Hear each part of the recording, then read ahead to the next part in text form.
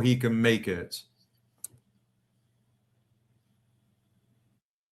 Any claimers for this new young image?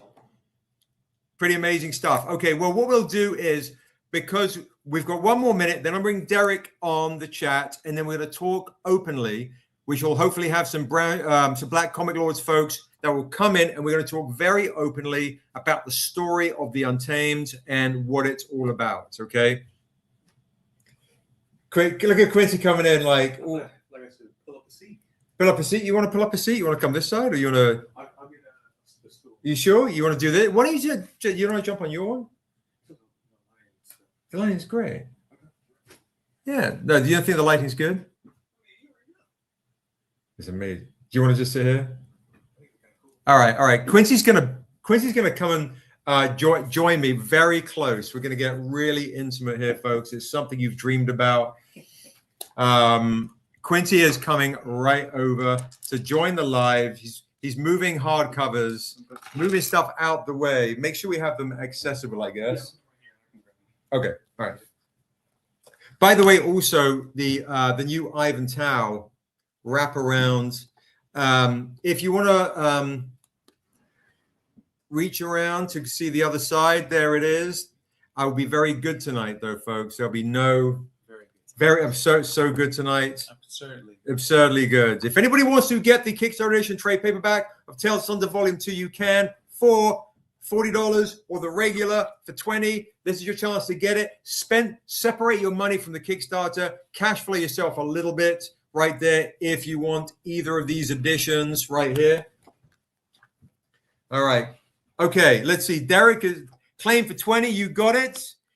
So Kevin's going to claim the Tales of Thunder Volume 2, Josh, for $20 one, because I couldn't convince Kevin to get the actual Kickstarter exclusive, because he said to me, he passed me a note and said, I'm going to get that on the Kickstarter. I already know.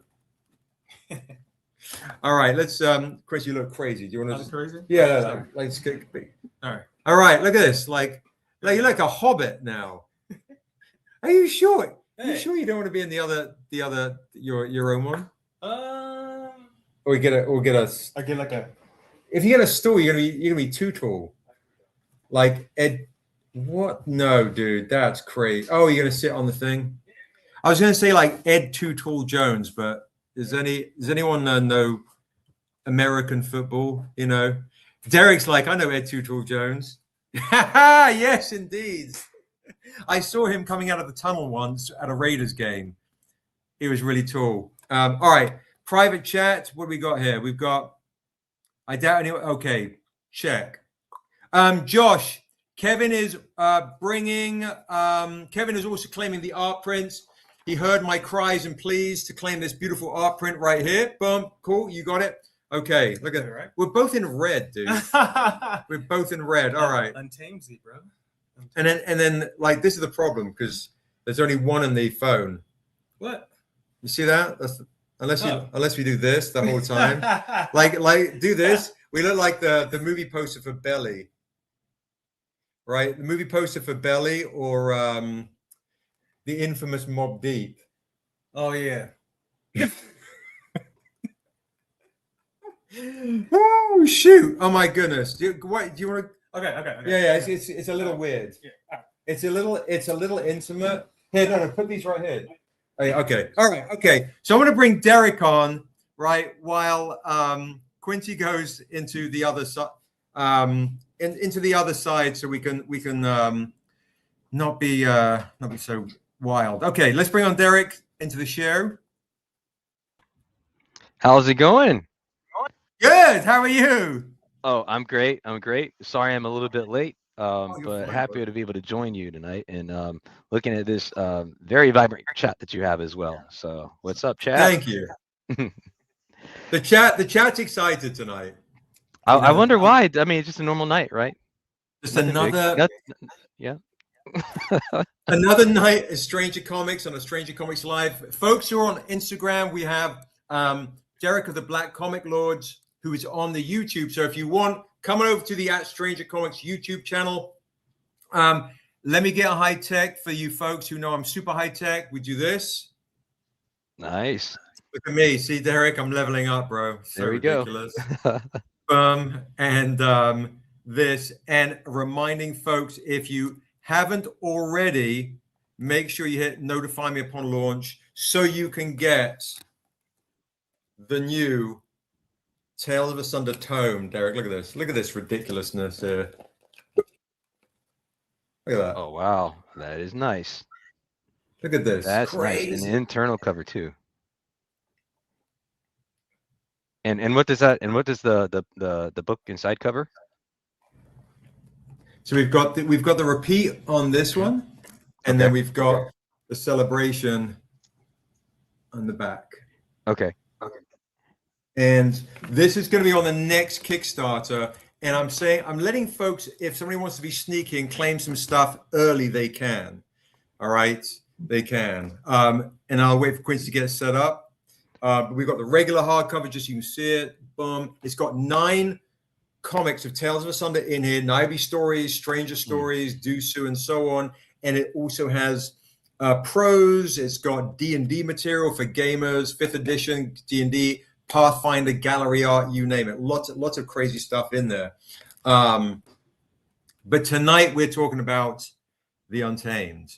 So let's bring on Quincy as well into the stage. Whoop, there he is. Cool. Like that. There you go. There you go. Look at that. Yeah, you're right, bro. Yeah. No, it's mood lighting, and Espresso said that he really loves your haircut. What? I know. I haven't even went yet.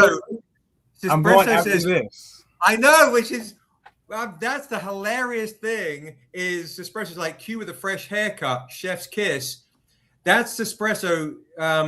Q is at getting his haircut on the regular. That's how fresh it is. He had one this morning and he's going back again tonight. That's how it feels like. What's up, Drew? How are you, brother? Good to see you on the IGs. Thank you. Hey. If you want, coming up to YouTube. So yeah, here we are, folks. We have the Untamed storyline. The Untamed storyline is the one that is becoming the movie, right? Yeah. This one? Look at that. See, look at that. There you go. Derek, dang. I have a second copy somewhere. It's around here somewhere. This one? This one. Where's yours, Quincy? Exciting news, man. Exciting news today, brother. Really, it feels so surreal, dude. Like, it does. You know? Like, it does. Like, I just, you, like I always say, you, Daryl, Josh, like, what motivates me to work how I do, for you guys. I want them 3 dudes. I want to see them win so bad. Like, so bad. It's been so long. The wear and tear, you know what I'm saying? The blood, sweat, tears, and all that stuff like that, man. It's like I feel good, you know what I'm saying, because of you 3, you know what I'm saying? And Thank you. Yeah, and I'm just over the moon. And I just want to kind of, talk a little bit about the Untamed because, this will bring new fans. They'll get the Untamed book, and it's a book that, honestly can be read once. Seb writes very poetically. It's a book that has a lot of substance that, in today's culture, you got the 10 second, 30 second, 60 second clips, you know what I'm saying? You're in and you're out, right? This is something that's very slow burn, very, very deep. And if you just take your time and just allow yourself to immerse yourself in the story that you're reading, you'll get a lot out of it. And I believe that's to make it a great book, a book that has substance where you have to keep going back over and over and getting new things from it, right? So that's what I'm excited about it. And if we can just, talk a little bit about it, what I'm saying, for the future people that will get the Untamed book, what I'm saying, maybe we can ask some, questions that they might have, what I'm saying, as they read it and things like that. So, Because that was one thing that we saw, right, which was in the announcement. We talked about it, that Viola Davis, what does it say? The heading is Viola Davis tackling adaptation of Afro fantasy graphic novel, The Untamed. Right.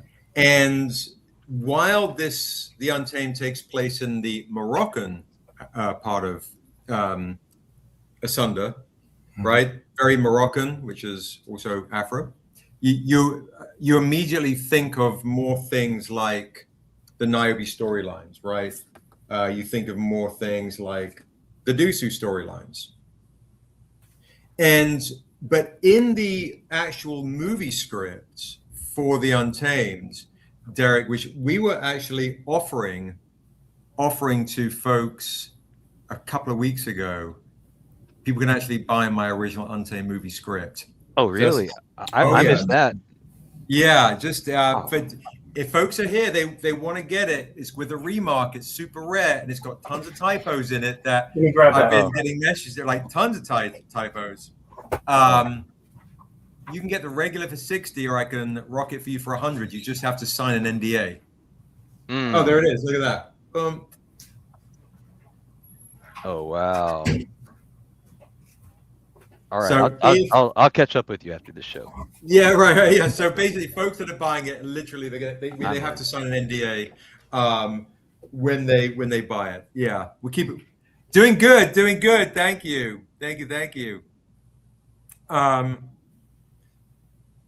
So yeah, so that's in the Untamed, that's essentially like in this film script, what you'll come to realize is Dura, the creator of the World of Asunder, is also in the Untamed movie script. So Dura, the creator of the World of Asunder, is in the Untamed movie script, but she's not in the actual trade paperback or hardcover, right? So folks that have been getting more of the Dura storyline, which is obviously, here's the David Mack art print of his one version of Dura right here. There's many different kind of illustrations of Dura for the different Niobe and Dura comics and so on. She's in the Untamed movie script, so Dura will be in the Untamed film. And the new Kickstarter, we actually see her in the Untamed Kickstarter. Hence, we did this one here with Hyung, who did that beautiful illustration, which is in the announcement for the Untamed. So, yeah. All right, let me just do this. Cool. Where's my mouse? Oh, okay. That would be you, Derek. If you want to, wow, would have a girlfriend. Cool. It's one of your crew. Oh, really? I don't know if you can see the comments. No, I didn't see it. I see it now. There you go. All right. I would say real quick too about the Untamed, guys. I was reading the article as well. From the outside looking in, it seems just like your revenge tale, right? But it's so much deeper than that, in the sense that I love how Seb starts the book off with posing a question to you by saying, would you damn your family, to save the world? And that puts the reader in first person, in the POV, as opposed to third person, looking at somebody go through these things, right? It's like you're in the driver's seat experiencing what the stranger is experiencing as well. And also asking yourself, certain things that happen, would you do that as well? Because at the end of the day, we all are sinners. We all have that duality of spirit of good and evil, right? And so with this, well, I think it's so much more bigger than just revenge, because the stranger is just, I don't want to say like just as bad as the people he's trying to get revenge on.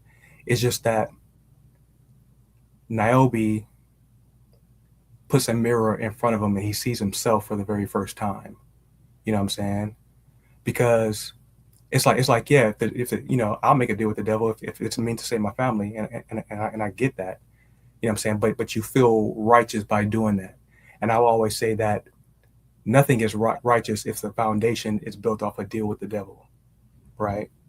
So then you have Niobe, who puts that mirror in front of him. He sees himself, I'll say for the very first time, and realize it like this. It's this self-righteousness, that you're in it just as much as the devil wants you in it, right? But it's in that where the devil will make that deal with you. You know what I'm saying? Because it's like, oh, here's a vessel I can use, right, for my own gain, by my own gain.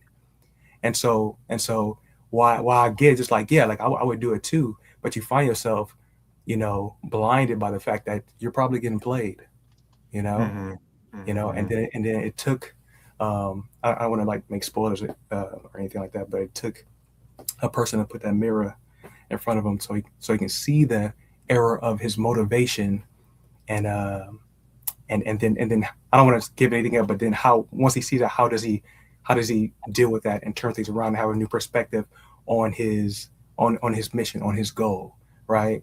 And that's what I love about this book. It's not just throw the revenge tale. It's like no, it's so layered, it's so human. That's the thing, guys. Just because it's fantasy, you can be like, oh, it's light and it's not. It's like, no, like it taps into the human nature of all of us. It has depth. It's deep, but we just surrounded with fantasy. But make no mistake, just because it's in fantasy doesn't mean that it doesn't go there. And I think if you just give yourself time to read it and digest it in a real way, I think Sarah writes so poetically, you'll see it. You'll see it. And I always say, at this point in time, I probably read the books more than anybody on this planet. You know what I'm saying? But I'm not sugarcoating anything, and I know, oh, he can be biased. It's like, no, like I'll just keep it real. Like it's one of those books that is just phenomenal, and it doesn't surprise me, you know what I'm saying, of the announcement today, and so I just can't wait to see it, you know what I'm saying, see it on the big screen, things like that. But yeah, as people get the books now, as they become more aware, I kind of want to just throw that out there of like what you're getting ready for, I guess, in a sense. So. Yeah, and I'll just add on top of that, I'm sure your regular audience already knows this, but you're being really intentional about who you're working with on this, right? So, and that's important. And I responded to your post when you posted it today, and you said, I'm directing The Untamed, and I found my perfect teammates to protect Niobe. And that word "protect" was very meaningful there. Yes, so. It was. Yeah, I love the fact. I saw you, Terry, to clock that. It's 100%, 100%. Because folks in the chat, I did that post. I did an overall love one celebrating the folks who, worked on the book.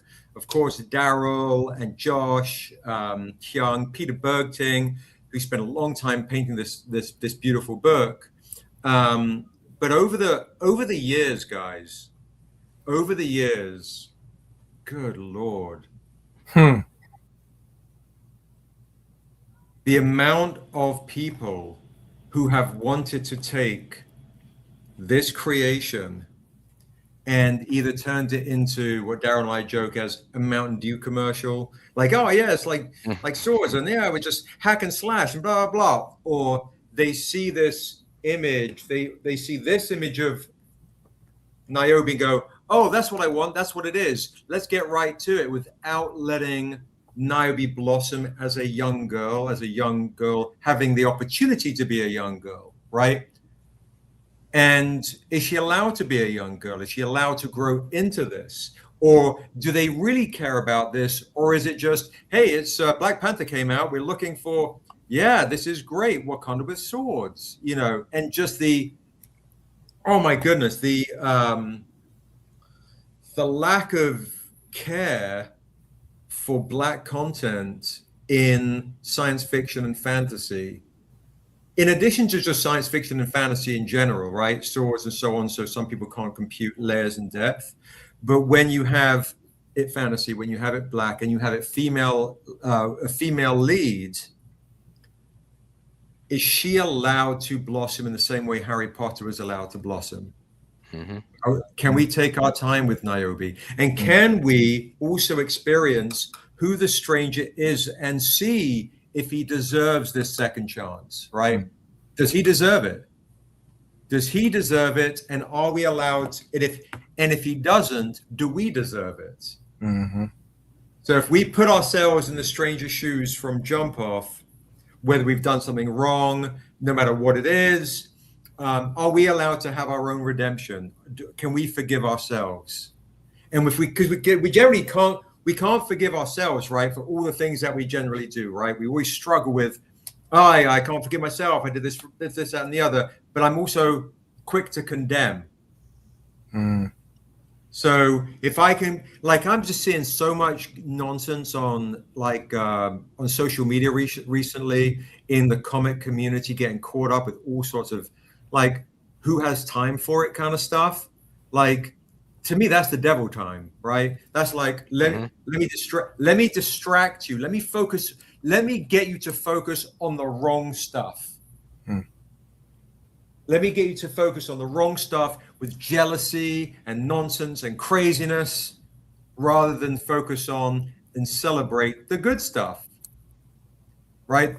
The noise becomes so deafening. So when we come out with something like The Untamed and Niobe and so on, it's at times really difficult to kind of crack through this new way of people's comprehension level of reading a post, comprehension level of having the patience to read, patient storytelling. Everyone's just headline and hatred. I'm in for the headlines of hatred, folks. That's what I'm in for. Right? Click. Oh, that's got my attention.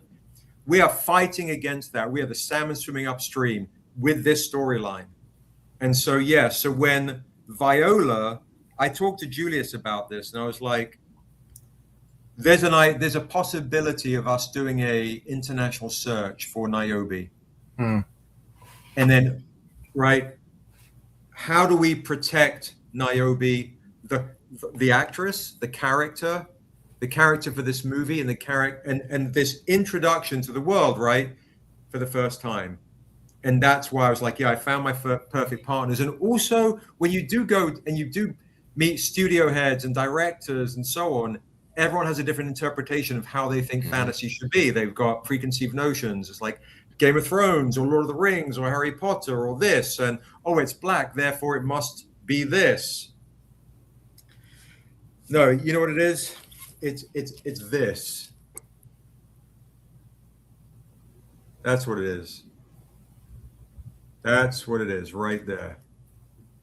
The Untamed is Eden. The Untamed is, I called it the town of Oasis for a reason. I say, like, it's a watering hole for the devil. That's the obvious surface stuff, right? Oh, it's a watering hole for the devil. Seems kind of cool. It's a growing cancer on the vast and volatile world of Asunder. But Oasis is drinking water.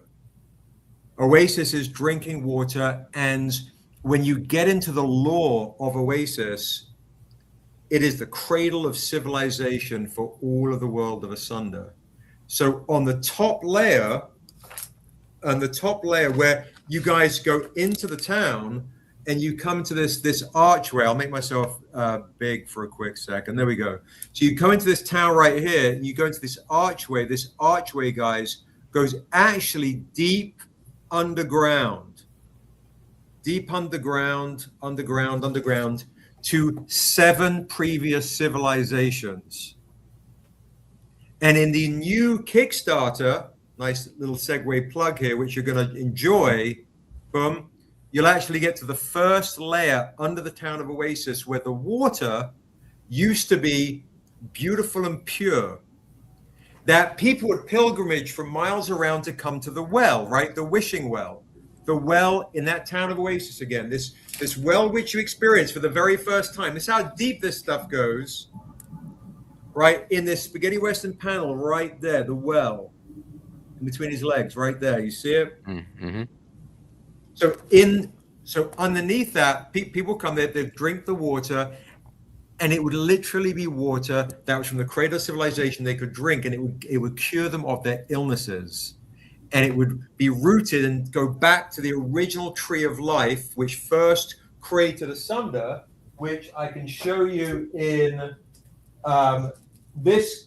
Here we go. Here's a beautiful variant right here of Narissa Irving giving birth to the world of Asunder right here. the wife of M1 from Dead Prez, like that hip hop reference right there. But here is the golden tree of life right here. There she is, planting the seed of Ilkor in Nabindur issue 2, and creates this golden tree of life right here. The roots go all the way underground to get to Oasis, and these seeds, these Ilkor seeds, which Dura has, this joint right there. You see right there? At the bottom panel? Mm-hmm. That is essentially granting everlasting life. But when bad people come, mm-hmm. the seeds die. And now it's just a well with water under the town of Oasis. But there's a lot more storyline in the new Kickstarter. That's why for the next Kickstarter, for the next Untamed storyline, Dura is back, and there is a seed of Ilkor. And here's the crazy stuff, guys. Segueing, she gives this to the stranger to make his magic sword, right? Which protects Niobe, and Niobe ends up having it right here. There's so much lore to discover. So much lore, so connected, bro. So anyway, that's me just on a crazy segue right there. Whoop, like that. That's amazing, bro. I have such really basic questions, and I already know the answer to one, I guess. So you, this is live action? We're doing a live action Untamed film, okay, and a Niobe animated anime. I can even show, because you guys are in the chat, maybe I'll show you something, a sneak, like, maybe I'll show you like a still, like a piece of concept art or something from the anime. Yeah. that'll be dope. That'll be dope. What do you think, chat? Let us know. So what you got? What you got for me? Yeah, I just have more. Yeah, a few more questions. So, yeah, shoot. You talked about a lot of lore. There's a lot of world building. I'm just curious to know, how much and how you plan to fit that in, right? Because you got a lot to build at the same time that you're progressing a story, right? So, and you have to choose how much of that is going to be, hey, maybe the readers know this and people watching it don't know it, versus Easter eggs versus right in people's face to tell them, So right. I don't know. I'm curious to know how you make those decisions. What your thought process is. That's a great question. It's literally like when we were at HBO in development, one of the big things was, and I don't know if you remember at the time, there was Watchmen to come out. Mm-hmm. The show Watchmen, and if you remember in Watchmen, at the very beginning, we have the Tulsa Massacre, which is, such an important historical piece. Very few people have known about it, and it really set up plot in a big way. And then you had more plot points, a lot of heavy plots in the beginning. And then if you start to see a trend of the last few years that everything is very plot heavy up front, for a viewer, they go, oh, okay, I understand what's happening. I've got the kind of the storyline layers worked out. Now I can now let me get to know the characters and get to know them personally. Whereas in the olden days, beforehand, especially in the 70s, even the 90s, with shows like Game of Thrones when it came out in 2000s, whatever, it allowed you to get to know the characters and then go and explore with the characters. And then, remember like 3 Days of Condor with Robert Redford, like you've got like you got mysteries, you can allow the mystery to unfold while you fall in love with the character. For me, I'm a big proponent of fall in love with the character, and then you will fall in love with the world. And hopefully, if I can grab your attention span, which is, again, I'm going against what's current. I'm going against what when we get people that don't like the Untamed, it's because they don't have the patience to read it. Generally speaking, they don't then have the patience to read all the layers and the subtle references and the nuances and so on. They just don't have the patience. They need the explosion by page 6. They need something dramatic to happen to keep their interest. But the ones that like it love it. The ones that like it absolutely love it. Yeah. I love the fact that you have some. So you have one side of it where it's like, you know what's going to happen, and then you're just watching the character figure it out, right? Like but beforehand. And then on the other side of it, it's like I said before, you're kind of in the driver's seat with the character, and you're finding out in real time as that character is finding out as well, right? And so it's just one of those things where it's like, you have those conversations where it's like, oh, we need to explain this and then dive into it. And I completely understand that, but I just love the organic feeling of like Seb said, understanding the character and having these revelations just as the character has a revelation, and you kind of both move forward in the journey, because the payoff is that much better. You know what I'm saying? Right. Like the payoff, that's my thing. It's like, I feel like the audience doesn't know what they want, and so you can cater so much to what you think the audience wants, and then they walk out of the theater like, oh, it was okay, right? When it's just like no, like, I'm not worried about that. I'm gonna show you this, and I want you to just organically feel the emotional wheel. Some things you might hate, or you might love, or this, that, all that is fine, because you're reacting to things, right?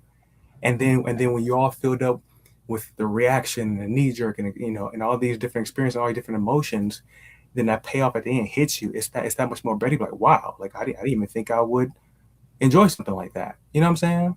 And so it's so safe to be like, oh, let's give it, let's just figure this out, help them understand right beginning and then go.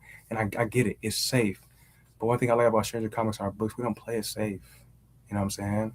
Because I feel like it just compromises the story. Especially our story. It has to be told this way for it to relay how it's supposed to relay, how it's supposed to get across. So, but like Seb said, it's an uphill battle with today's culture. But I am all for, and I hope we, and I think we will. I know we will. That will hold fast to the integrity of the book and our fans and things like that. You know what I'm saying? Regardless, once it crosses the screen, that people can expect, what they read from the books to be on that screen. So I think it's like, otherwise, not to be a dick or anything, like, do something else, man. Like, I'm so over it. I'm so over the yelling into a vacuum, the sound alikes, auto-tune. The auto-tune media of today is just like, what's the intention? What's the goal here? Where are we at? Where, as a people, as a culture, how are we moving conversations forward? How are we holding each other accountable? How are we falling in love? How are we falling in love? Like, the nuances of holding hands and loving, and like, just, and if sex is raunchy, it's got to be the most. It's got to be. It has to be honest. Everything has to be honest. Otherwise, it's just like you're just putting some cosmetic layer in, on insert product X or Y. It doesn't even matter what it is at that point, right? Whether it's comics, whether it's hip hop, whether it's film, cinema, you can just put a layer on it and no one cares. Is it more about the art, or is it all more about, like, oh, pleasing a consumer? Does a consumer care? I was having this conversation with somebody recently, and it was like, as long as I enjoy it, I don't really care how it's made or where it comes from, right? Which is a whole nother conversation. But for us as creators, the human soul, we try and pour our souls into these pages, and then hopefully when we connect at a convention or on a live stream or in real life, we can connect through these stories, which is, surely the oral tradition which has been passed down and passed down and passed down and across the shores. It's the oral tradition, not the written word, the oral tradition, which is now captured in the written word. And it's up to us to hold up that sacred tradition and present it. And I know it might sound like some, you know, up my own arse or whatever, but it's our responsibility, I feel like, as, you know, as folks that are blessed to be able to have some of these abilities and whatever, to do our best to put this down rather than just farting something out real quick and seeing if it becomes a movie. Good Lord, I hate that stuff, man. Mm-hmm. You know, I mean, if you got to feed your family, I don't knock a hustle, right? But, you know, we have a responsibility here. So, yeah, not to get on my high horse with that stuff, but it's... Thank you so much. Yeah, thank you. Hey, guys, I got to go run, go get that Where are you going? No, where are you going? Got to get clean, man. Got to get second clean. Haircut of the day, right? Yeah, got to get clean.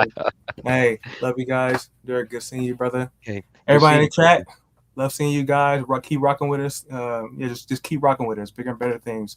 And with that said, pieces. Right there. Quincy's been like shipping out Jason White. Crazy. All right, bye. Around the clock.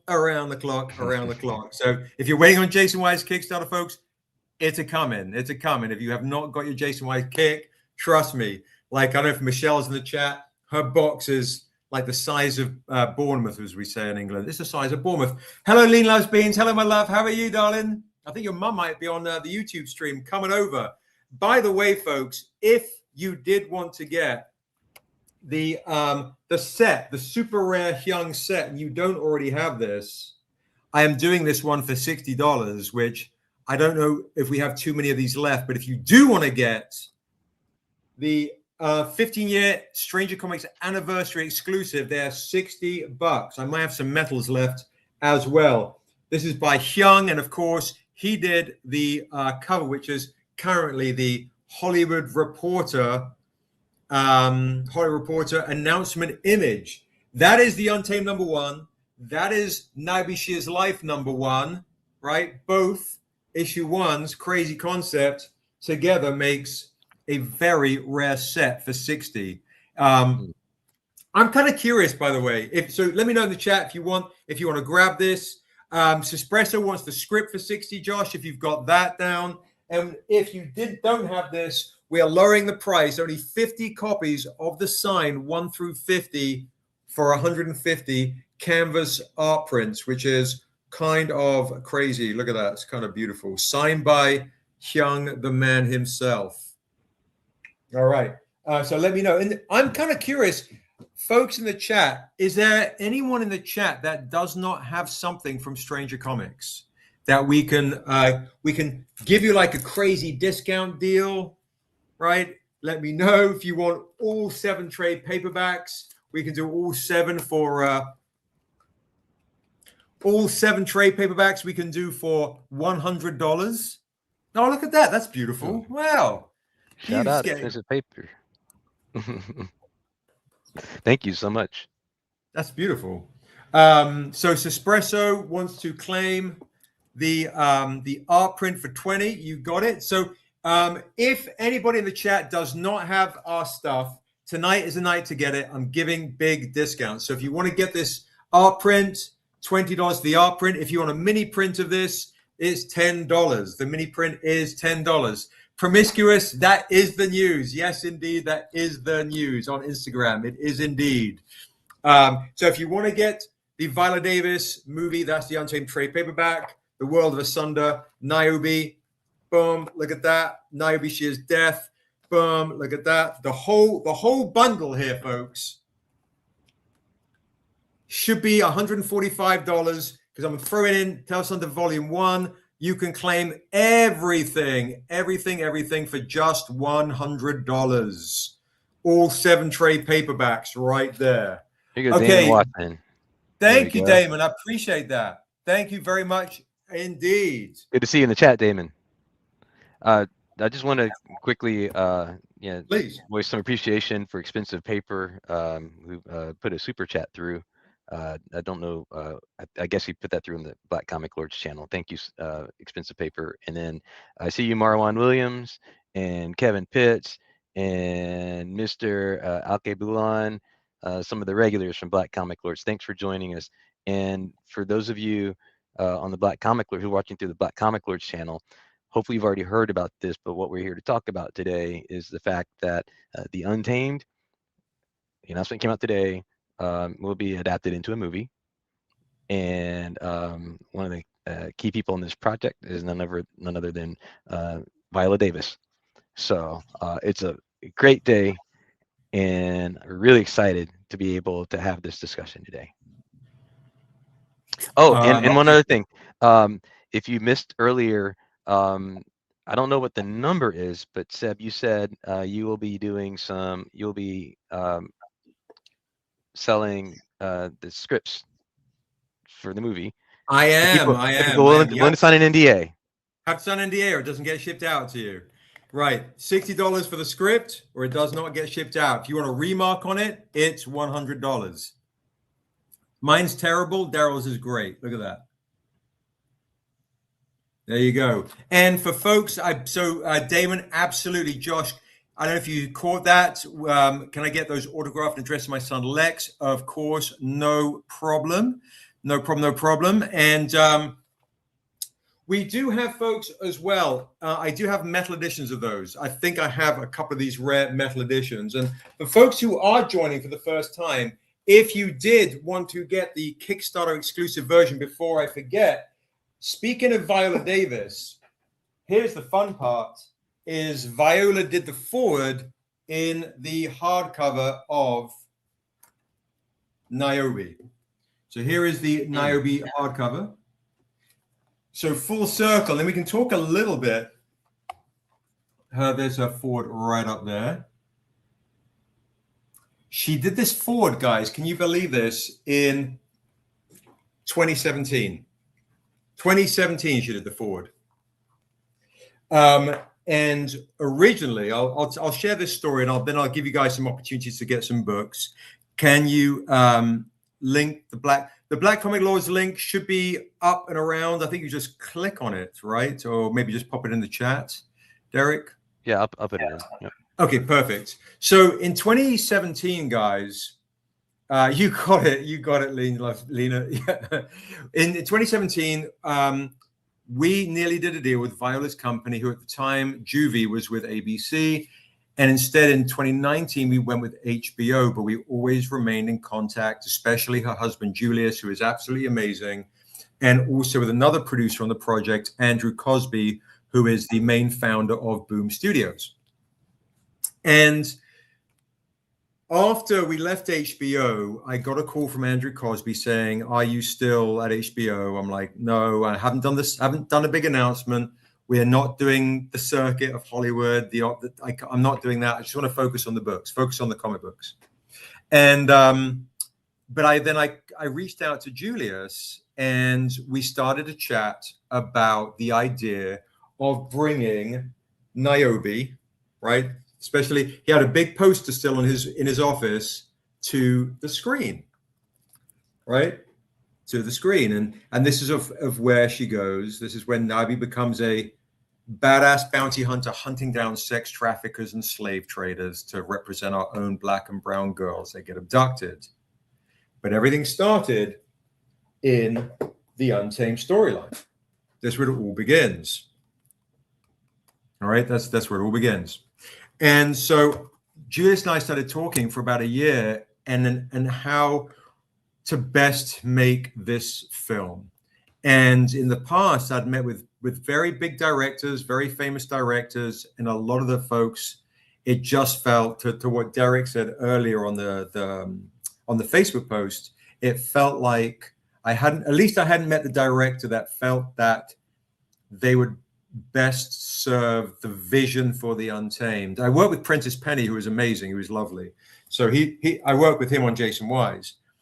But as far as really truly seeing it, I was like, I'm going to direct this or it's not going to happen. And to Juvie's credit, they have blessed me with the opportunity to be the director as well. So I'm directing this storyline, The Untamed, which started Stranger Comics in 2009. And folks have seen this. I'll pull this up. Here's a fun picture in 2009. Where are we? Here we are.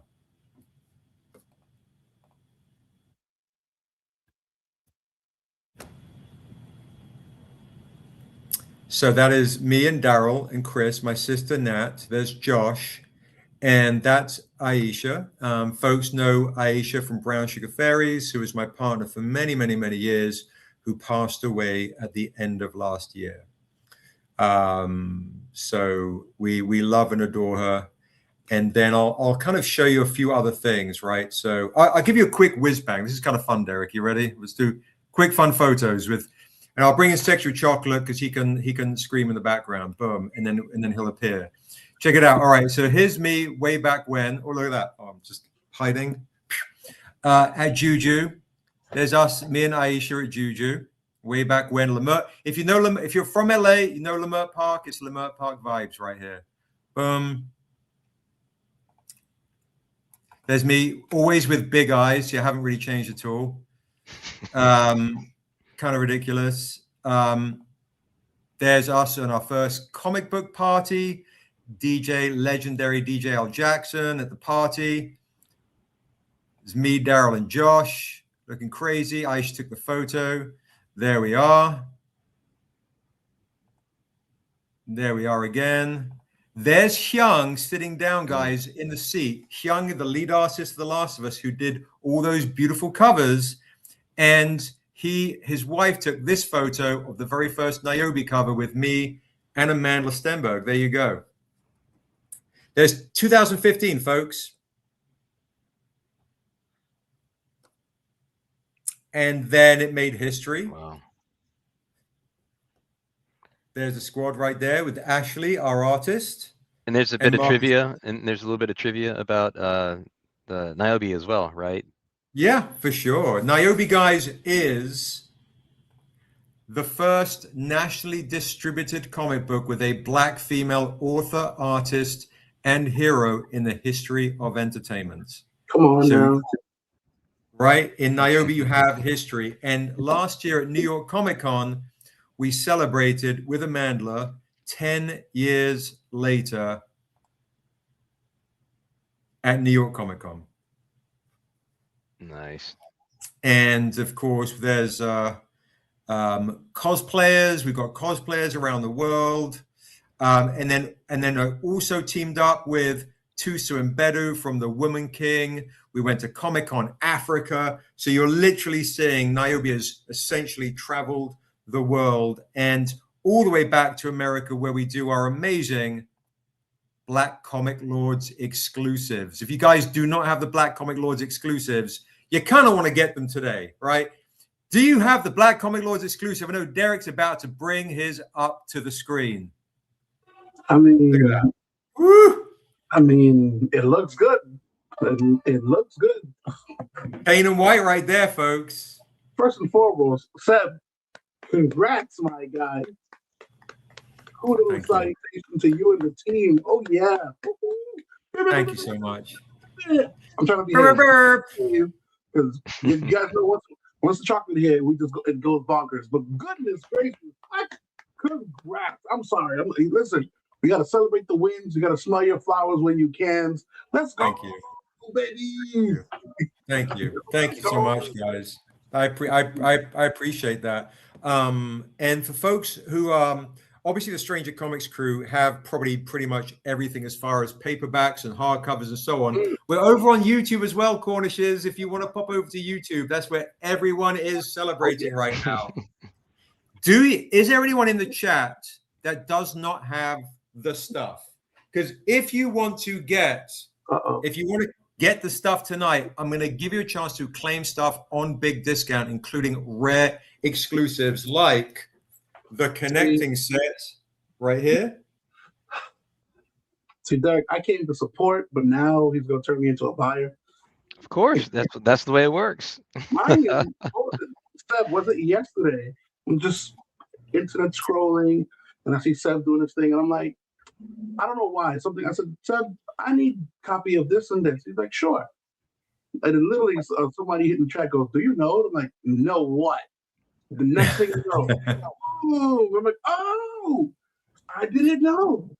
Uh-oh, I see BCL royalty in the house. Uh-oh. Hey, Rich. What How y'all doing?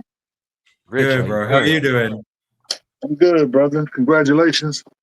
Thank you. Thank you so much. Thank you so much. It's been about a year and 18 months since Juvie and I started talking again. So it's a full 18 months of talking, chatting, and see if we can actually get this thing to work, to announcing it today on the same day, which is where the Untamed is back in comic shops for the very first time. Folks can pre-order. Oh, really? Yeah. Let me show you something crazy that hasn't been announced yet. That's the next announcement.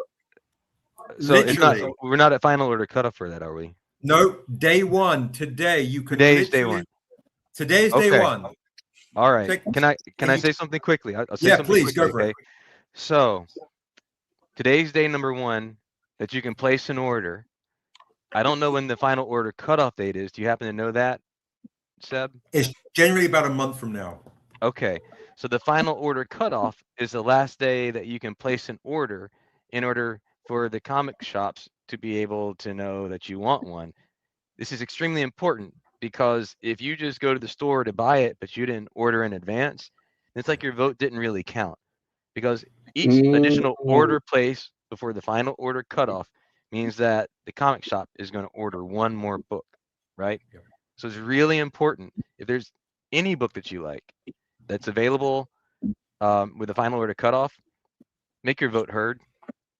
Order it in advance before that final order cutoff, and that means you're going to get yours, and the store is probably more likely to put another one on the shelf. Absolutely. It's such a great point. Josh just put it in the chat. I don't know if his link is clickable, so I'll just, for safety, put that in there. There's our catalog I just put in. Now, here's something really, really fun. For the first time ever, originally we were trying to get these in comic shops in 2009. I do have, for folks that want to get a Grail issue, I have the very first ever Niobe's first appearance of the Untamed. I was going to ask you if you're selling any of those today. I am. Yeah, folks want to get your Grail issue. Tonight is the night to get it. I'll sign it for free. Yesterday I picked you for and is that the first print? First print 2009. First print 2009. Okay. First print 2009. And any Niobe art print for sale? Yes, I do actually have some Niobe art. I have some Niobe art prints for sale. I'll dig them out. Expensive paper, 100%. If you want to get this one right here, we've got that one right there. I even have a metal set of it. I've got issue 2. When I say your full name, that means I'm just how much? For that one, right? For this one right here is now $100 even, $100 flat. That's not bad. And if you want, it's not bad at all. Grab, and then if you want the 1 in 10 ratio variant by Hyung. That is $200 by Hyung, the lead artist of The Last of Us. So these are both 2009 printing, and they were printed on recyclable paper. And I thought I was going to be super change the world, you know. Before we move on, I definitely wanted to add one thing to what Derek said. Derek said something that's beautiful, but one thing I want to add, as somebody who has been behind the scenes when it comes to comics, pre-order is great. Pre-order your heart away. The day the book drops, the week the book drops, the month the book drops, walk into the store and pick up your pre-orders, please, boys and girls. Oh, yeah. Please pick them up. By picking them up, meaning, okay, you can walk in and pay for them, because pre-ordering is free. Anyone can pre-order. You can pre-order 1 million books. That's true. Until you pay for the book, that's what completes the cycle of your vote, right? So in order for the vote to count that Derek was referring to, step 1, pre-order. FOC, League of Comic Geeks, Pobox, whatever, Untamed out the yin-yang. When it drops, walk into that LCS and pay for the book. That is what makes the vote validated. That's what solidifies, oh, there's money behind this. People are looking for this, and they're not just sitting on the shelves. Let me order more. Oh, yeah. So I'm going to do this for you guys, and I'm going to show expensive paper. Now Quincy took off, but I do have original Niobe art. I've got all that. I've got all that stuff. I also have remark editions. I've got all sorts of fun stuff for like hardcore collectors. And before we show some super rare stuff, here to Derek's note, here is the actual artwork. Let me see if I can pull this up again. Not my strong suit. Okay, there it is. Here is the 1 in 10 ratio variant you're going to want to get by your boy, Kanan White. Woo! So this is for the one. So this is for the one that is now available for order today, right? This is a 1 in 10 ratio variant. That is the one you can pre-order right now for $5. $5 at your local comic shop. So that is the gold edition. So we changed the trade dress. We took the poem off in the corner. We changed the trade dress. We added Daryl and Josh's credit. So this is the gold coin edition, the Legends edition, issue 1. $5, volume 1, issue 1. Support your local retailer. Let them know we have a voice.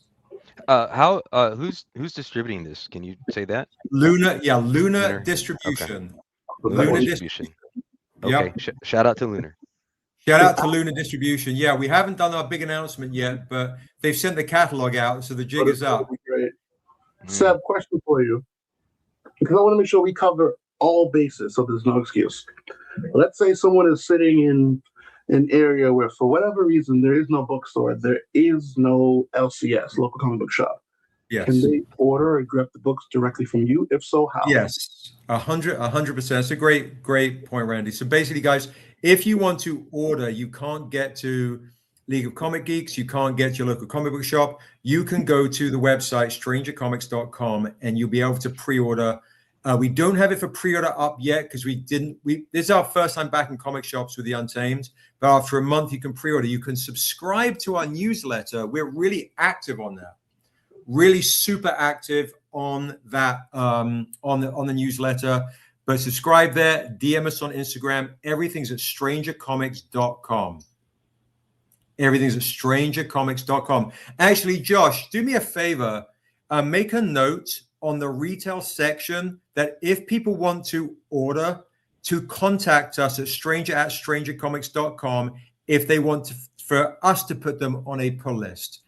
So basically, in the order section, just put, if you want to order direct, email us at StrangerComics.com and we will email you when the book is ready. I think that's probably the best way to go about it. I'll also show you, because I haven't shown anyone this yet. Do you want to see the variant edition, which is on the upcoming Kickstarter? Yes, but one more thing. Please go for it. For the people who joined a little, recently. Yes. There's a special significance that I learned tonight about that arch, right? Oh yeah, right. Yes. So go back and watch the replay and hear Seb talking about that. All right, go on. Yeah, the archway is the last remaining stones that funnels deep beneath the town of Oasis, 7 civilizations deep, to the cradle of civilization. There's a reason I call this the town of Oasis. This is Eden. This is the cradle of civilization in the world of Asunder. And you'll see how we always do the hand of the devil right there on the original.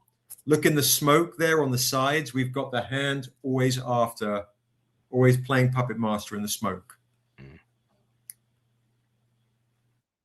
Yeah, great, good, fun stuff. And then I've got here. I thought that was an actual homage.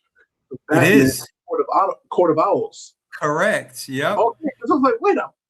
Yeah. That's all. You know we like to do our homages. Oh, listen, I say this to your face. I say it behind your back. I said, Seb and Stranger Comics has literally the best hip hop homages out there. Point blank period. Thank you. I appreciate that. Let me see if I can find. Let me see if it's there. I've got a couple of little things I could show you, which is, here we go. Okay, I'm gonna show you what's on the upcoming Kickstarter if I can get this right. Okay, boom. Okay, On the upcoming Kickstarter, I'm going to show you what some of the covers that we have. I'm kind of giving up the farm a little bit. Here's a sketch of what Tahani Farr is doing. Oh. Oh Lord. Wow. Okay. And is that? Yeah. Is that face modeled off as somebody? He looks somewhat familiar. Yeah, it's Jared Leto. No, it's me. Oh, Yeah. okay. Yeah, yeah. I always get the David Mack compared Jared Leto thing. All right, they okay. There we go. Mm. So there's the sword edition. That's tough. That's fire. Then we've Marwan got. says he's getting 5 copies. Oh, get 10, so you get the 1 in 10 too. My guy Marwan. My guy Marwan. I think Marwan just texted me. Oh. Oh my God. Very nice. All these are on the Kickstarter, guys. If you like the look of this, once again, I'm going to put the Kickstarter link in the chat for you to hit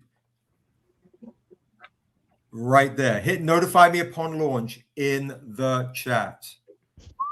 That Okay. is Doing that now then. I'm literally making sure I double check because I don't want to miss out on these Kickstarters. And there's the tome which we bought today. Mm-hmm. I'm really excited about that tome too. So you guys aren't playing, Seb. You guys are not playing. You know, right, for sure. And then that's a great question. I see the Cornishes are on here. We are looking for in LA peeps. We might actually have. We're going to confirm it next week early.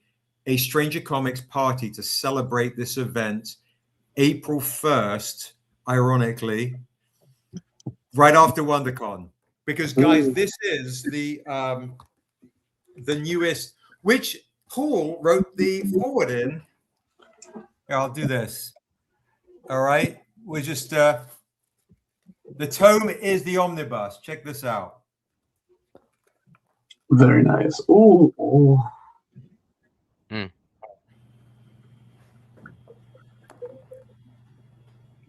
This is on the Kickstarter, guys. And if there's anyone that plays Dungeons and Dragons and Pathfinder, you can. There is literally D&D stats in here, Pathfinder stats in here. This is in the on the Kickstarter. Make sure you hit the notify button. And for fans of the scripts, I actually put the script for She Tribe in the back of the book. And I know one of you guys loves original art. We have beautiful gallery art in the back of the books too. Beautiful. So do not miss out on this beautiful, beautiful hardcover tome, which is coming to the Kickstarter. The gallery art's crazy. There's our Sade homage in there. There's your Black Comic Lords exclusives in there. We've got lots of amazing gallery art, all sorts of fun in this Asunder tome with the foil, and everything. This edition is, as if you guys don't know or don't have it, folks in the chat, we have the Kickstarter editions of this, which I can do a discount tonight if folks want to get any of the Kickstarter editions of the hardcovers. So I did bring these in celebration. Here's our 10-year anniversary edition of the Untamed.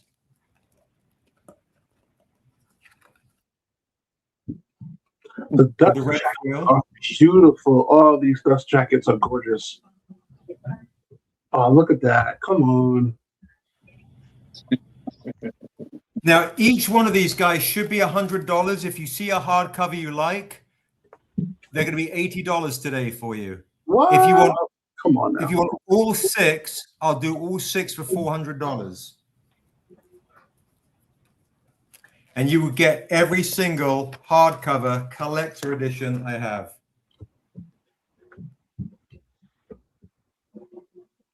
You just say claim hardcover set, or if you see one you like, let me know. Yeah, look at that. Look how beautiful that is, guys. It's crazy. Yeah. Love that yellow. Mm-hmm.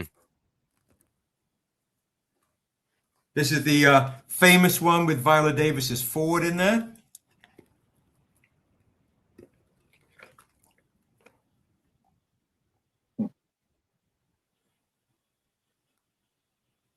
Very nice. Very nice. This is by Hyung, lead artist for The Last of Us, our OG artist.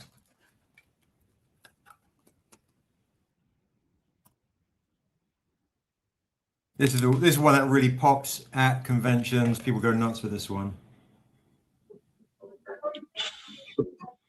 Yeah. Well, can't help it, can they? I mean, Yeah, I know, right? I mean, And I this sitting on the throne thing I've seen repeated quite a few times. But I this is wonder some, why. yeah, this is some OG stuff. There we go. There we go. There we go. That oh, gorgeous. This is Dusu. This is one of my favorite dust jackets. Check it out. With the gold foil Dusu. This is very nice. Ooh. Mhm. Manhansu? Oh yeah. And just if you're like, well, if you haven't seen it, guys, if you don't have Dusu, you want to get Dusu. Look how beautiful the interiors are. Mm. We spent about 7 years painting this book. If you do not have Dusu, this is a lot of people's favorite storyline. I like Takumo Studios. Yeah, Comment. he's like, I'm going nuts. I know how you feel. I'm on it. These days, I'm on Instagram just watching Seth do his thing, and I'm just like, God darn it, I need more money. And we do. There's a lot of folks that are like, hey, can you do layaway? Ooh, come on. Who did the art on that? Who did the inside of that? This is by Hyung, the guy that literally did the cover for the Hollywood Reporter, that did our exclusive CBSI. He did this one too. Look at that. Look at the quality of the eyes. Is it? I can't wait for New York Comic Con. So if there's a special edition hardcover you want, or if you want, let me know. I'll do them on discount. Or if you guys want to claim, here's my crazy pitch for you tonight. If you just want to claim the Untamed hardcover regular edition, I'll do them for $40 and I'll sign it for free. So if you want the Untamed regular hardcover, the movie announcement, I will sign this for free. Or I tell you what I also have. I have a Dent and Dinged edition, one that's a bit scuffed and beaten up. I'll do it for $25 and I'll clear them out. Let me know in the chat. Funny. He's literally just giving the house away. Mm-hmm. Yeah, I want to celebrate with you guys. I'm celebrating with you guys. Is there a price? Oh, What's I was that? going to ask, is there a price on the tome yet? The tome, yes. The regular tome, because it's double sized, $80 on discount. Okay. For the special edition, $150 on discount with the gold foil and the reversible dust jacket. Okay. All right. Oh, I see Marwan is like, listen, I'll take one of those denteds. You know, Dent and Dinged edition, the Untamed Dent and Ding, $25, can't beat it. Signed, come on now, that's crazy, folks. If you guys are here for the movie, I'm trying to hook you guys up with crazy discount editions. Just remember, yesterday's price is not today's price. And here's another deal for you. You ready for this, Marwan and Randy? If you want all 6 regular hardcovers, I'll do all 6 instead of $360 tonight, half price $180, or the Dent and Dinged edition of all 6 for $120. I'm a comic guy, but god dang, these hardcover deals. Yeah, you're a comic guy, but Where you put this on your coffee table, right? I'm sitting here scratching like I got problems. I'm sitting here. I'm like, golly, I'm there. I'm literally, my wife is sitting next to me and she's just looking at me like, and I'm like, yeah. I got problems. Listen, or you can get the trade paperbacks all 7 for $100. Now I know how my people, my supporters feel when I'm doing my thing on my shows. All right, let me right. So we've got Model 1 for the 25 deal. My Lord. Let me know if anybody else is interested in any of this stuff. I do have some of the gentleman that likes the original art. I actually have something that no one has seen yet, which is kind of fun. Is this is the original piece of artwork which we haven't even shown our crew yet. What is this? Is Powesian, the god of nature, that I was saving for Thursday Live. But if anybody wants to claim that, oh my god, I have some original Jason Wises too. If you guys want to see them. Yeah.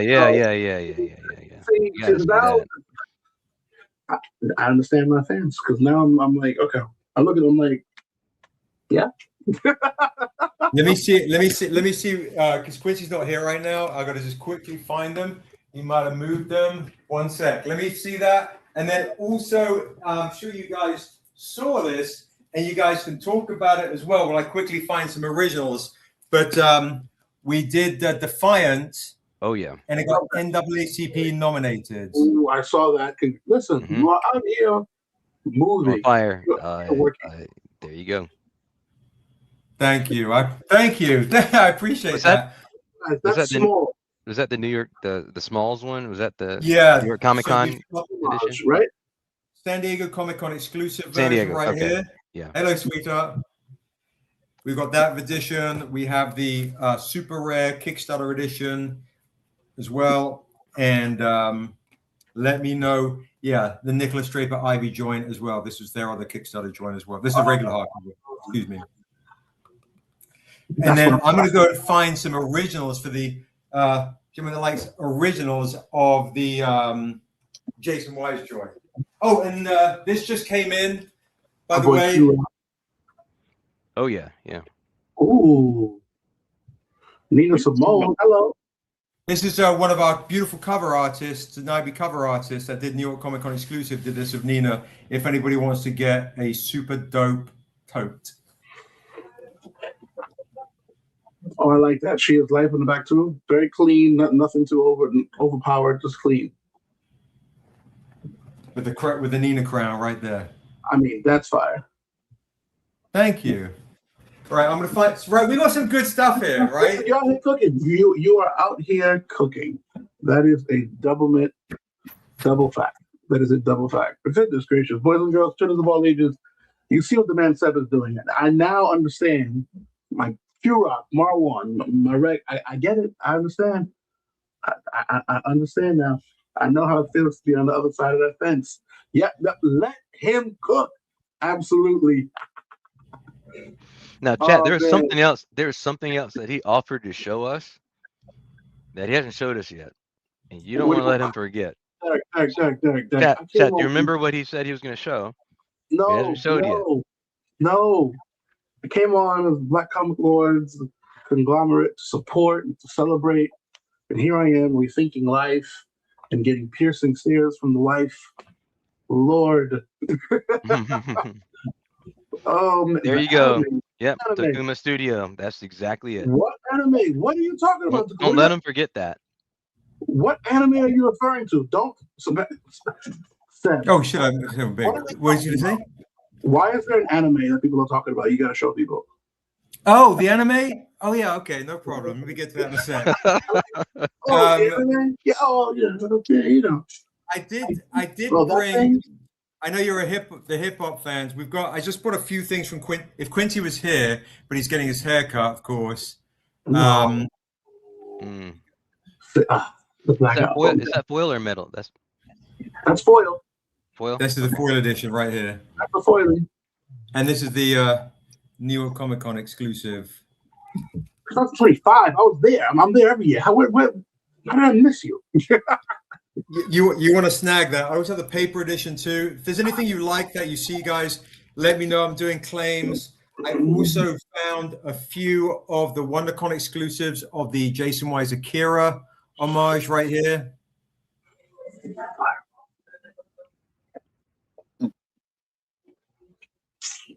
I do think I have that. And, okay. I'm okay. Here are some of the originals, right, that Daryl's been doing.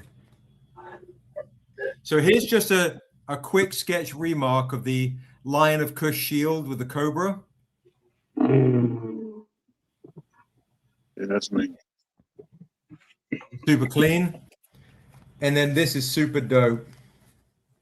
We've got one Jason on the serpent. That is dope. The fact that he's riding the serpent like a mount. I'm a Warcraft player, so I'm sorry, but that is dope. That is sick. Yes, it is. We will be at Emerald City Comic Con. She's a collector. Yes, absolutely. If you see anything you like, let me know in the chat. And then this one is crazy. Look at this one. Riding his giant lion. Look at that. I just saw the lion head. And why does the lion look so peaceful? The lion just looks like he's having a Hakuna Matata type of day. Just So we got originals right here, and this is a really dope Niobe original. Niobe and Dura, the creator of the world, right here, meeting in the middle. And are those for sale too? Yeah, these are all for sale. Let me know if there's anything you guys like the look of. Let me know. The only thing that's not for sale with Seven is his soul, but everything else is for sale.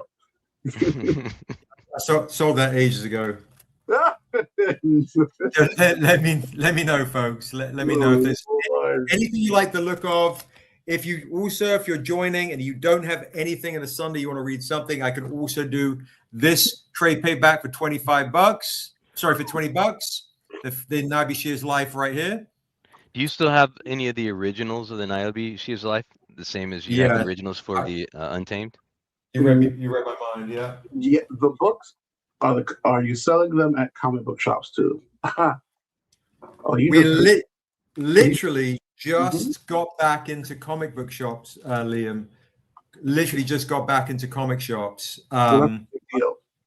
And you can pre-order the Untamed right now, and all 6 trade paperbacks you can also order at your local comic book shop. We literally just dropped that in the Luna catalog. So if you're at your local comic book shop, what I'm going to do is I'll do, where are we? Boom. For folks who want to order from comic shops, there is our catalog right there. I recommend also that you follow us at Stranger Comics. Before I forget, I'm doing a StrangerCon March 21st, where I give stuff away for free on StrangerCon on a live YouTube event. All right, that's a really good one to do. And so what Derek was asking, guys, is this one right here.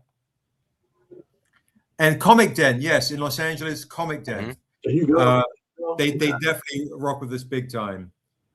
So, guys, this is the one that I wrote with Amanda Stenberg, who played Rue in the Hunger Games, the Acolytes, and so on. Yeah, so this is the one that's the first nationally distributed comic book with a Black female author, artist, and hero.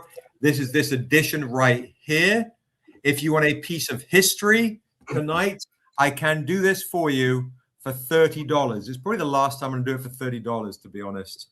So if you want to get the 10-year anniversary exclusive, the original Niobe Shears Life retailer 1 in 10 variant, I can do for $30. Wait, that's the 1 in 10 variant? It's the 1 in 10 variant. Yep. Oh, okay. Now I need to go look. Okay, I'm gonna look for both my Untamed first print and my Niobe. I'll be right back. Hold on a minute. I'll be right back. Guys, that's what we keep doing. We're literally looking through our short boxes, and I'm like, I know I have Niobe's. I'm like, see, is it in this short box or the other short box? Salt and vinegar. Oh man, you want to get in on this? Salt and vinegar. You want to get in on this? Everyone's going crazy for all this. No. And if you're joining for the first time, the reason why we are Claim Model 1 is claiming the 1 in 10. The reason why we are celebrating tonight for folks is, if you missed it, there it is. Just in case you missed it, that's what's happening. This got announced today in the Hollywood Reporter. And if we scroll down just a little bit, you might read this bit right here.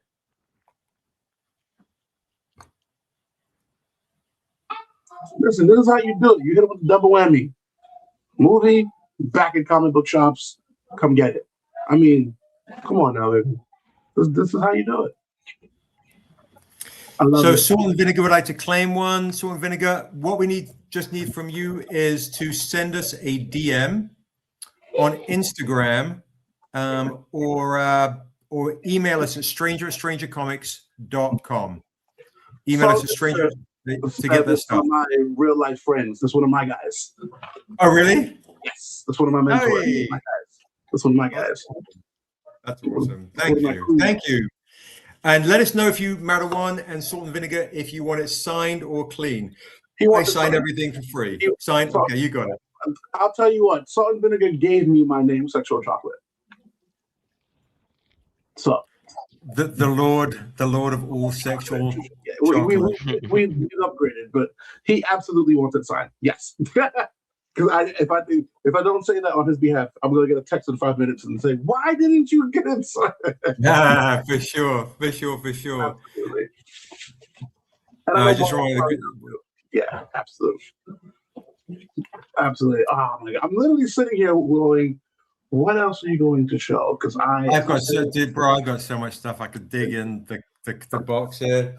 It's I've got like foil editions. I mean, the original Niobe New York Comic Con exclusive before this ever came out. Derek, I see what you got. I see some stuff in your hands. What you got? Signed 1 in 10. There you go. I actually have a Mela Stenberg signed editions of those as well. Oh, okay. You didn't mention that now. Just in case. Let's go. That's nice. I found two copies of the first print, by the way, too. Oh my goodness. Okay. Flex. And you're offering these for how much tonight? I'm just trying to. $100. $100. Okay. Yes. You mentioned the dead presidents. So. Oh yeah. It's awesome. Here's what I can do for folks. This will be really fun. Seth, don't do it. I'm gonna do it. I'm gonna give you guys a chance to get one of our super famous mystery boxes. Everybody in the chat, here we go. I'm gonna give you a mystery box with a metal exclusive in here with $100 value. And a whole bunch of comics, random comics, rare exclusive, whole bunch of comics in here.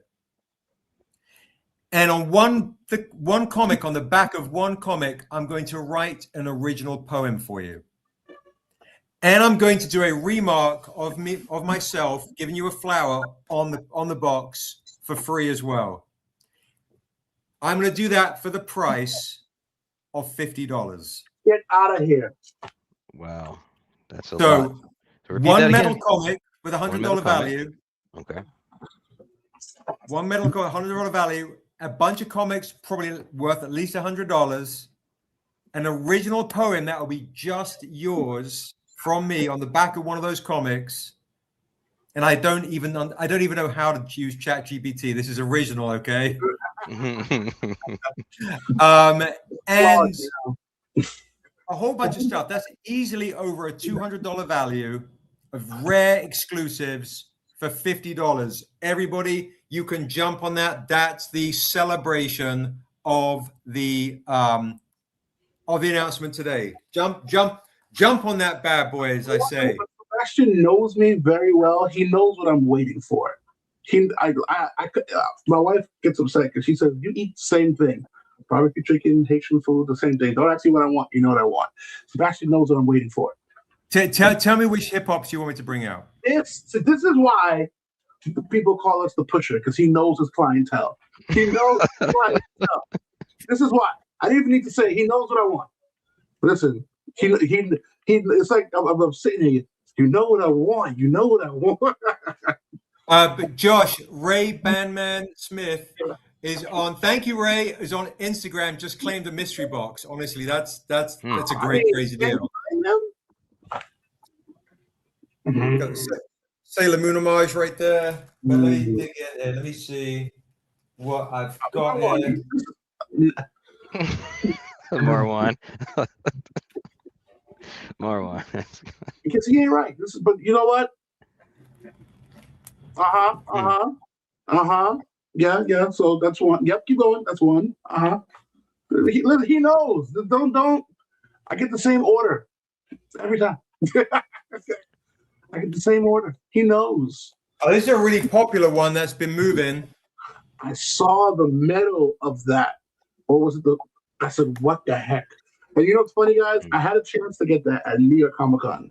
And he said, it was like, chocolate, whatever you want, I'll hook you up. I walked away from it. I walked back to the table and there's somebody purchasing it. I'm just like, no. This is actually a really rare edition. This was a San Diego Comic Con exclusive. I have never seen the red one. There we go. You know what, Derek? I'm getting really tired of you right now. Seb, do you have any more of the Blade medals? Yes, I do. You do? Yeah. Okay. I do. Which one? There's like a blue. Wait, I'm trying to remember. There's a blue one and another color, right?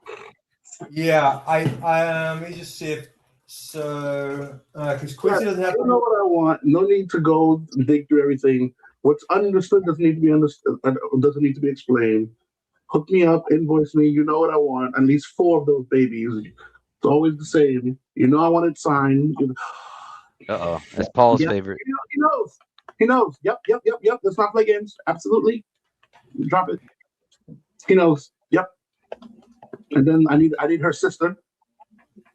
The sister that's the Lower Theory joint. Listen. He knows. He knows. He knows.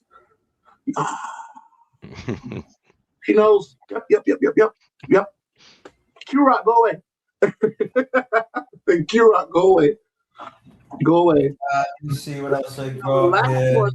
The last one, I will say this, Seb. You threw a monkey wrench because it's not a hip hop. It's actually that cartoon. There's 2. There's the John one, and then there's that Mario Kart one that touched the gamer in me. And I was like, ooh. You know it's the Biggie Smalls. You know it's the Biggie Smalls. Yep. But that I don't think I've seen that crazy, sexy, cool up close. Golly. You know it's the Biggie Smalls. You know it's the Notorious B.I.G. You know it. So, Joy, pull out the Sheldon Hand. Well, yeah, this one right there, the Sheldon Mitchell Hand of the Devil. If people want to get a very reasonably priced, that's fine. Hand of the Devil Untamed right now, I'll do this one for everybody. Nabi's first appearance, $20. Super clean. There you go. Sick. This one's a Patreon exclusive, so I'm giving you guys because I'm on the live. Very big deal. Listen, the deals are so good. Rich hasn't said anything yet. He literally just said hello, congrats, and he's just been stunned by the hotness. We got a claim on the Takumas too.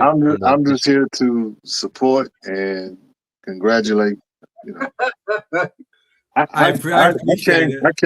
can't really. Rich, you hit your wallet before you joined, didn't you? I mean, I got the OG. There you go. Rich can't play. I'm prepared. And it's signed. So signed. There you go. There you go. This is my favorite Stranger Comics book. I like the original. I'm a CGC baby. I gotta be able to CGC it at any time. That's me. But that hardcover looks gorgeous. Put that on your coffee table. Oh man, yeah. Oh, you got. I do also have the black edition. Damian Watson claim. My guy Salt and Vinegar claim. Mike Davis claim. And Salt and Vinegar said he paid. I don't know how he paid, but thank you. I'll tell you what, he's good for it. Absolutely. And if you want the black edition, guys, this is the $50 version. It's far more rare. I'll do it tonight for $40.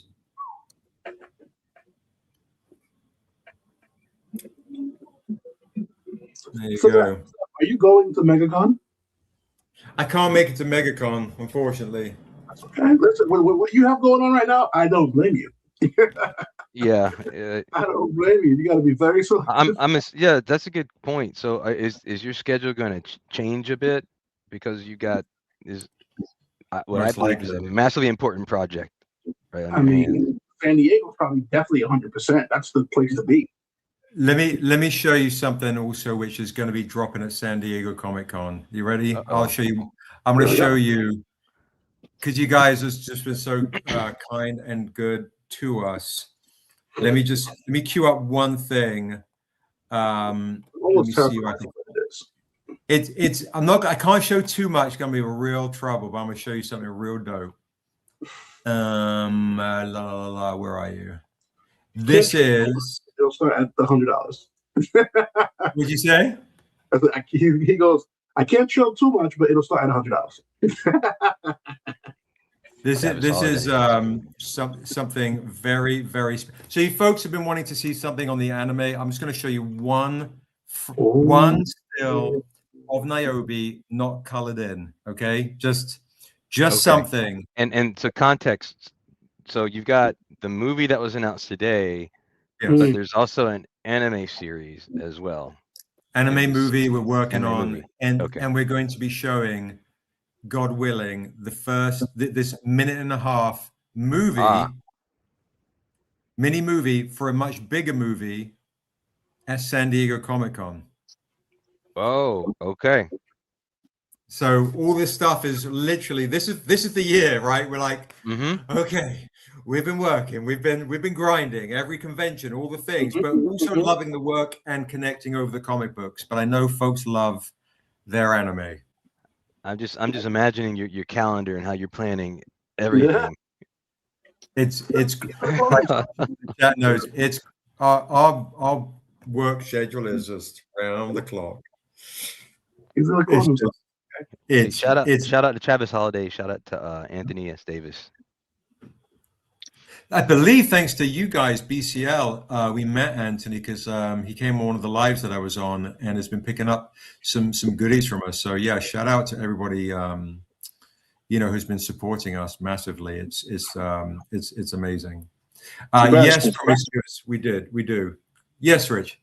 I know that the project update that you just sent, I guess back on the 11th, about shipping out the Jason Wise stuff.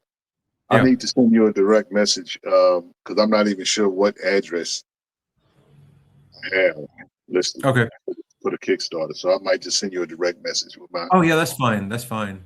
So I don't know. Yeah, do you know you filled out the survey? I don't recall. Okay. We can send you a direct link to the survey where you can put your address in, and it goes right to my shipper. Okay. And if that's too much hassle, we got you. We'll figure it out. No. It won't, I can go through those channels. It's fine.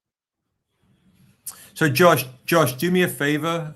Just make a note, and then Rich and I will connect, and then we'll just send him his direct survey, and then we'll get that shipped out. Yeah, Quincy has been shipping around the clock. Jason Wise, it's been nuts. Well, here you go, folks. Here's just so the black and white Assessor Blade homage promiscuous was the San Diego Comic-Con exclusive. I believe we were doing it for $30. I'll do it for $25. I don't know if I'll see if I can. Oh, and here's the regular trade dress edition of this blade, by the way, for $20. Just in case you want this one, by the way. It is just ridiculous to have so much material. That's the one that came out through comic shops, right? Yes, it did. We worked with Massive Select, and we nearly went through Massive Select to get to Luna into comic shops, but we lucked out, and we are doing it independently. And I believe we might be the first publisher, or we're told, if not one of the first, that is signed to Luna since the Diamond Collapse. So it's another thought I have for those of you who frequent comic shops. This announcement just came out. The book is now available for pre-order if you were to go to your comic shop and just kind of mention to the comic shop that this book that's on pre-order, there's a movie that was just announced for it, they might even order more to stock on the shelves. So sure. That's just a nice tip you could drop to the people, to your comic shops, and get a few more orders out there. Alvin, before you take off, and thank you, let me show you real quick. And Josh, if you're still awake because you pulled an all-nighter last night, let me show you a little sneak peek of Niobe. This isn't a colored edition, but this is a sneak peek of what you can see. Real. Not giving away too much tonight, otherwise I'm in real trouble. But here you go. There she is.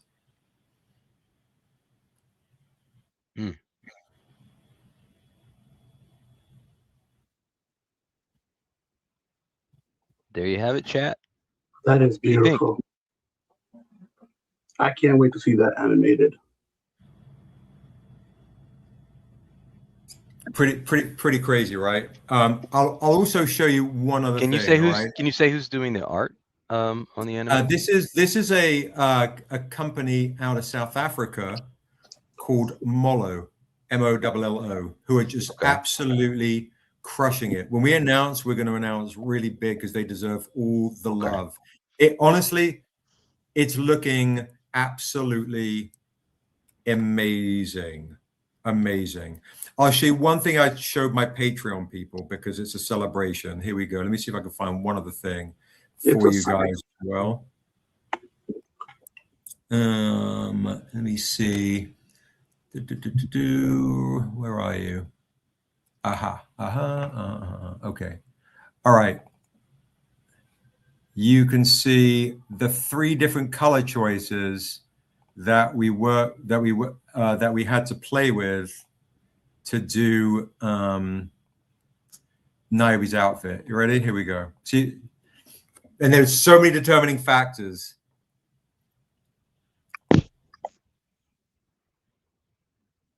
I'm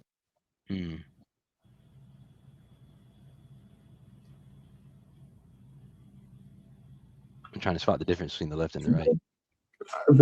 I think it's a little bit darker. Yeah, contrast. The scarves are one.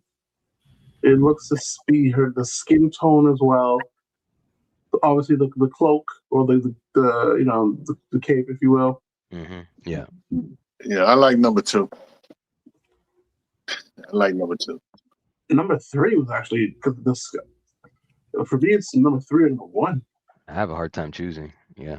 I like number 2. I think you win. I think you win no matter what. Yeah, there's elements of all of them that I love. I love the purple cloak. I love the scarf, right? I love the skin tone of 3. Like, there's so many elements that I love. I'm just like, this is all dope. Chat, what's your vote, chat? Put your votes in the chat. I see 2. I mean, and it's all just beautifully done. Thank you. There's no wrong or right answer here. It's just all right. I got another question for you. Okay. Now this is about the Untamed movie. Is not about the anime. Okay. Another important choice has to do with soundtrack and score. Right. Oh yeah. Any general thoughts on that? I know you probably don't want to say too much, but just curious. Like, is there a certain vibe that you imagine? See if I can zoom in for yes, absolutely. Let me see if I can zoom in. Is that zooming in for you guys? Ooh, yeah. Yes, it is. Oh. Now this is very rough, guys. This is very rough. Obviously, quick color comps, and she goes against different backgrounds, right? So there's different things to kind of think about. One is Sandy versus the desert scene versus the demon she fights versus spoilers. What her skin tone. I love how beautifully dark she is here. But also when we drop Dura into the movie, this will be Dura's complexion of how dark this one is on the far right. And obviously we want different black folks having different complexions. not all the same tone. Although I love the idea of having a very dark brown Niobe, that would be Dura's complexion. The other things to consider too is when you look at the silhouette, this one really stands out because of the purple cloak. Yep. But then Niobe stands out more than the cloak does in the one on the left and right. Mm-hmm. So you're playing with an overall silhouette with number 2.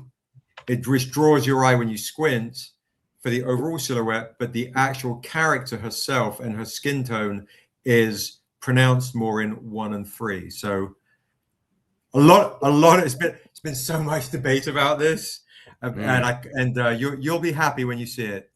Trust me. But yeah, let us know in the chat what you guys like. Yeah, it's there's no right. There you go. So fun stuff. It's fun stuff. It's really fun stuff. So Derek, to your question, I'm very similar to Rich in my music taste when I see him post on Facebook. And I'm a huge, you'll like this, Rich, you'll see.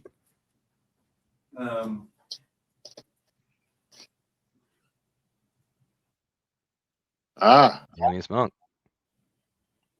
Yeah. And also, I'll show you from my record label. This is an album cover.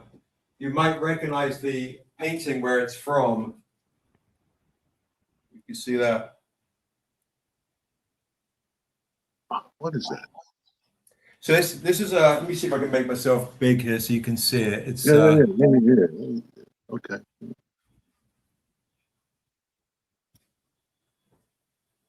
Okay. That's look. Charlie Parker, or is that John Coltrane? That's Parker right there. Yeah. Yeah. Okay. There's Parker, there's Mingus, Max Roach, and Charlie Mingus on the bass. There's from a famous photograph. This was for one of my album covers when I put out when I used to run a record label for about 10 years. That was our free jazz album, and this one right here is from our Delta Blues album. So when I saw Sinners, because I'm a huge blues fanatic, this was. That's nice. That's a nice painting. Thank you. Actually, not to take the attention away from these paintings, which are beautiful, but you were talking before about the approach you want to take. Getting people to fall in love with the characters. That's something that really happened with Sinners too. It did. I feel like, that was kind of magical, I mean, I don't want to, because I see what you mean. I would love to see a Sinners prequel with just Smoke and Sack when they were doing their mafia run, doing their stuff. Just that, like, there's zombies and vampires and night zombies. You know what I mean? That that was nice. I just want to see just those interactions, running for Capone and what. That's pretty cool. That'd be dope. But I do have a question now that you brought that up. So sad, me being the CGC man and the cover man, and I know this is early. But any thoughts on, hey, the movie's dropping? Here's a movie exclusive cover. I'm just saying. That's great. That's a great idea. It's a great Josh movie cover. Who would you guys in the chat would like to see? And I'll answer Derek's question. Which artist? Somebody said Tahani Far. What artist out of the people that we work with would you like to see do the movie cover? I have 3. So while you're thinking on that, to answer Derek's question, music. Music is everything to me. It's in the Untamed, guys, in the Untamed book, you'll actually see. And I forgot to. I should tell you that we also did one of the first ever like super hardcore motion comics back in the days. But there is music. It's the strangest theme, so you can literally play this sound. So if you ever saw the spaghetti western Once Upon a Time in the West, the classic Charles Bronson when he plays the harmonica, That's the Stranger's theme when he plays the music when he rides in. He's about to kill somebody, so you can play this music, and that is the Stranger's theme. That's tough. Ooh. And in the Niobe She tribe, I did with Tuso and Bedu. Right, here's one of the Blade homages. Here is the lyrics to the song I wrote with Aisha, who was my love that passed away last year. You can scan the QR code and listen to the music right here. I love how Derek's face is like, wait, I have that book. Ooh, I didn't know that. Yeah, scan the QR code, and you'll be able to listen to the music. And I will, so the music, and I'll send you the links to that if you want to see it. Let me see if I can find it real quick. No, they gotta buy the books. No. They gotta buy the books. You got to buy the book. Right. Look at you. I love that. So I'm a huge fan of like Alice Coltrane. The sound of Alice Coltrane. If I could have that sound, I saw her exhibit recently. When I had my record label, I had some of her tracks on some of the albums I released. Nice. It was, without again sounding all obnoxious, I didn't believe in God until I heard Coltrane and John and Alice Coltrane, and it changed my whole life, and it took me on a different path. And that's the thing, that when I'm at my most vulnerable, fearful, regretful, I listen to Alice Coltrane's Journey in Satchitananda album, Pharaoh Sanders, The Creator Has a Master Plan, Dear Lord. I just have to go there. I also listen to Bill Evans' Peace, Peace.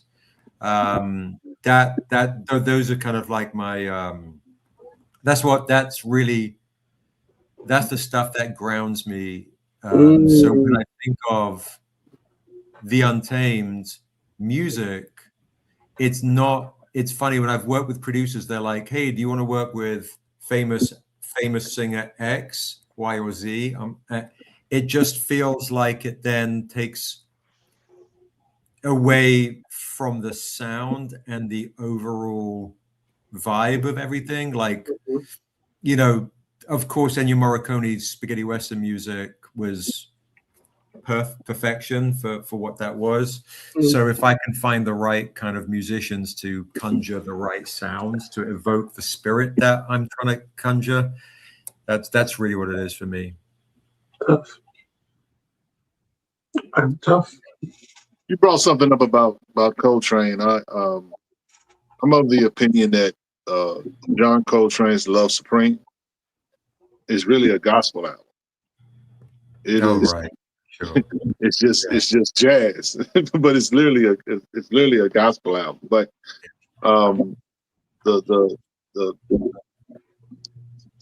there is nothing. I've heard a lot of different music, that there is nothing like that album. That as far as jazz music, that album. I love that album. I've had that album in CD, cassette, a couple of album versions of it. And so I can understand, you know, the thought or the sentiment behind Coltrane and Alice Coltrane, matter of fact. But yeah. Listen, I'm getting a history lesson. I'm like, all right, Love Supreme. I'm listening to that tonight. Yeah. I Love Supreme is and people always go to the first track, which of course is iconic. I think we lost him for a minute. Hopefully we get him back. There you go. Well, while we're waiting, I just wanted to say I just took a look on eBay. I'm searching on like, oh, there we go. We got you back now. Nope. Dun, dun. I'm feeling. There he goes. I'm back. Am I back? Yep, you're back. Yes, like, we got you. You're back. Right, it's like they don't. It's like the Untamed. He's like always about to, you know, get into the spiritual realm here. The Untamed does not want this to happen. Quincy and I always joke about it. Like the Untamed does not want Niobe, does not want the transcendence of StrangerComics. The Untamed is working. But the last track. Oh, you know, what I want you to listen to is Psalm the last track on A Love Supreme. Mm-hmm. That is like, you know, I feel like I walk with God when I hear that. That is I'm fearless. And it's the same when I hear like maybe like the beginning of Equinox, of Coltrane's Equinox. I'm like, nothing, nobody can do anything to affect the spirit, right? Equinox. So those are the kind of things I sometimes listen to when I'm writing some of these books. Well, it's. I tell you what, when this movie does premiere, you know, there's going to be, I will say, multiple conversation pieces surrounding the story itself. The music is going to kind of like, I would say, fill in some gaps or whatever. But I think the story in and of itself is going to, you know, because the people love adventure and fantasy and that kind of thing, and kind of it has elements that I would say old literature, if that makes any sense, because I don't know how you're going to lay it out in terms of like the poetry. I'm hoping that the poetry shows up in spaces. It has to. Has to. Yeah. So, but there's going to be a lot of conversation pieces around the story in and of itself or whatever. You know, I think that we talked about Sinners earlier, whatever. I think that this has an opportunity to I won't say Sinners like, but actually create conversations as to, you know, what you will do for love. You know, will you sell your soul? Or when confronted with your opportunity to take revenge, would you? That kind of thing, and these different characters and their elements, and of course, you know, Niobe being kind of the X factor, I would say, because the story is about the stranger, right, for sure, but she's kind of there, so that leaves opportunity for more stuff down down the line. It's gonna be amazing, man. I'm ready for the sequel. I'm ready for the sequel. Well, the sequel is in. You need to get the sequel. I've got the Untamed Killing Floor. The sequel is here. Here we go. You want to grab the sequel, right? But before I forget this, for folks that also don't know, speaking of Sinners, I'm gonna do this again, right? Check it out.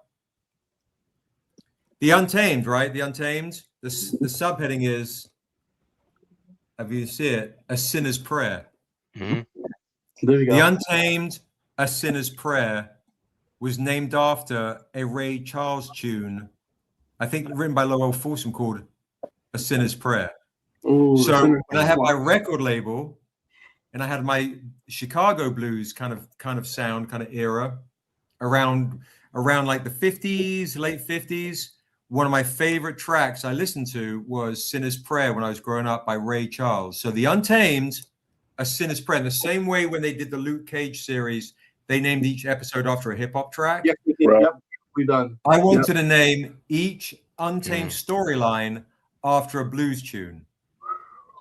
This is the Untamed, A Sinner's Prayer. The sequel is the Untamed Killing Floor, named after Killing Floor by Howlin' Wolf, and the Hard Time Killing Floor Blues by Skip James, one of my favorite blues tracks. Yep. And the third one is the Untamed Still a Fool, named after one of my favorite blues tracks by Muddy Waters, Still a Fool, which is the slow, dirgier version of Rolling Stone. So that's, if you really want to know really me, there you go. It is like everything has weight and depth and power and meaning within the names. The Untamed is the name for the devil in our world. Sebastian, and when you're praying to the man above, maybe the Untamed is listening. The Untamed is Sinner's Prayer. Seb, how is it possible that you haven't dropped, or maybe I'm out of touch, how is it you haven't dropped either an exclusive or a Kickstarter event with a StrangerComics harmonica or something? Like, how is this not dropped yet? It's the StrangerComics harmonica, or a vinyl where that matches with the comics. Something like, I mean, Yeah. It's you. Yeah.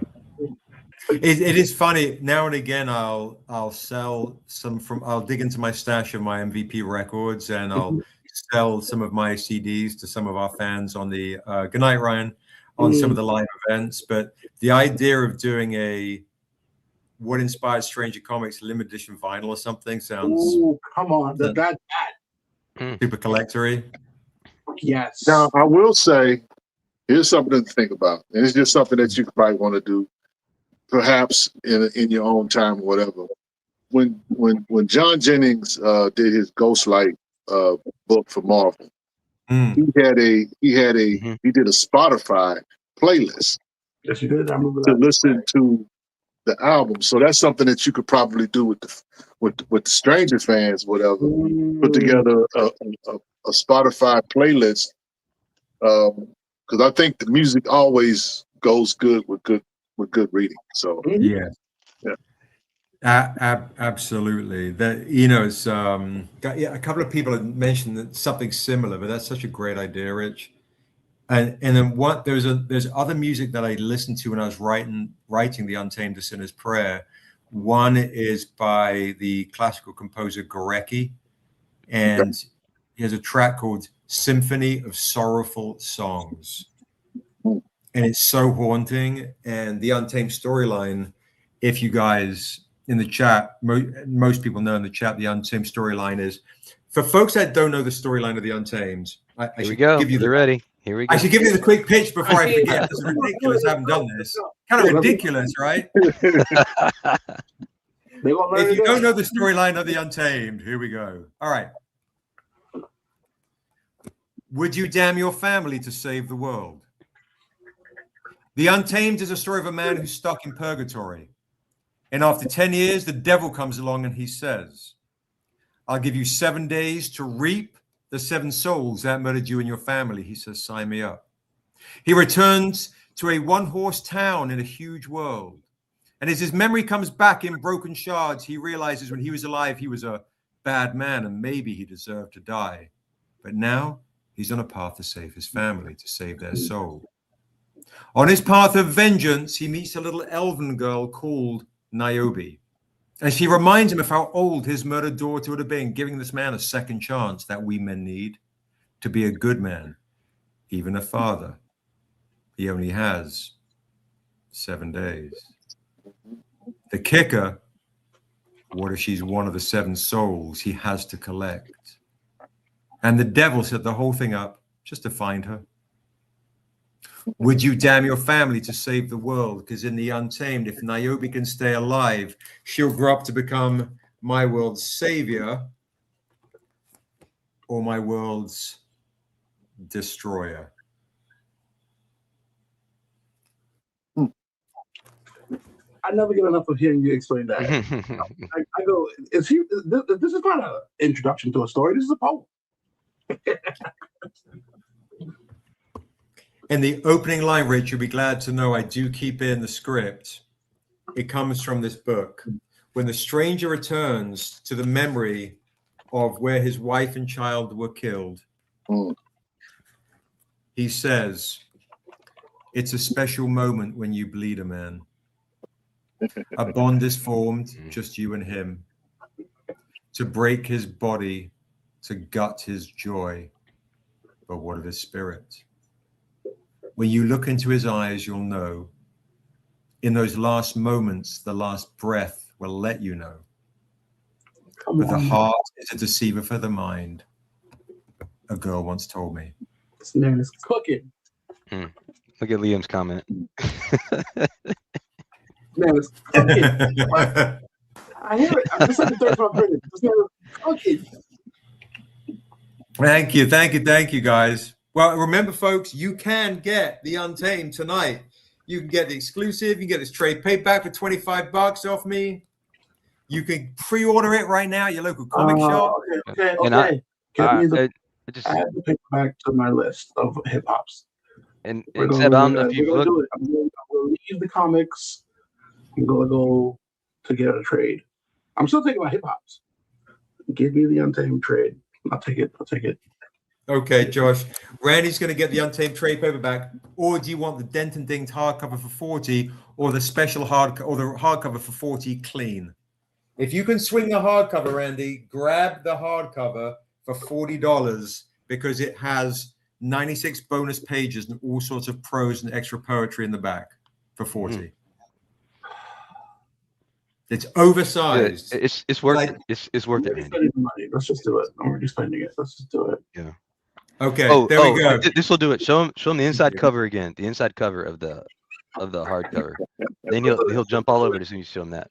This will do it. God dang. You know I'm a sucker for hardcover books too. Yeah. Sap, sign that, please.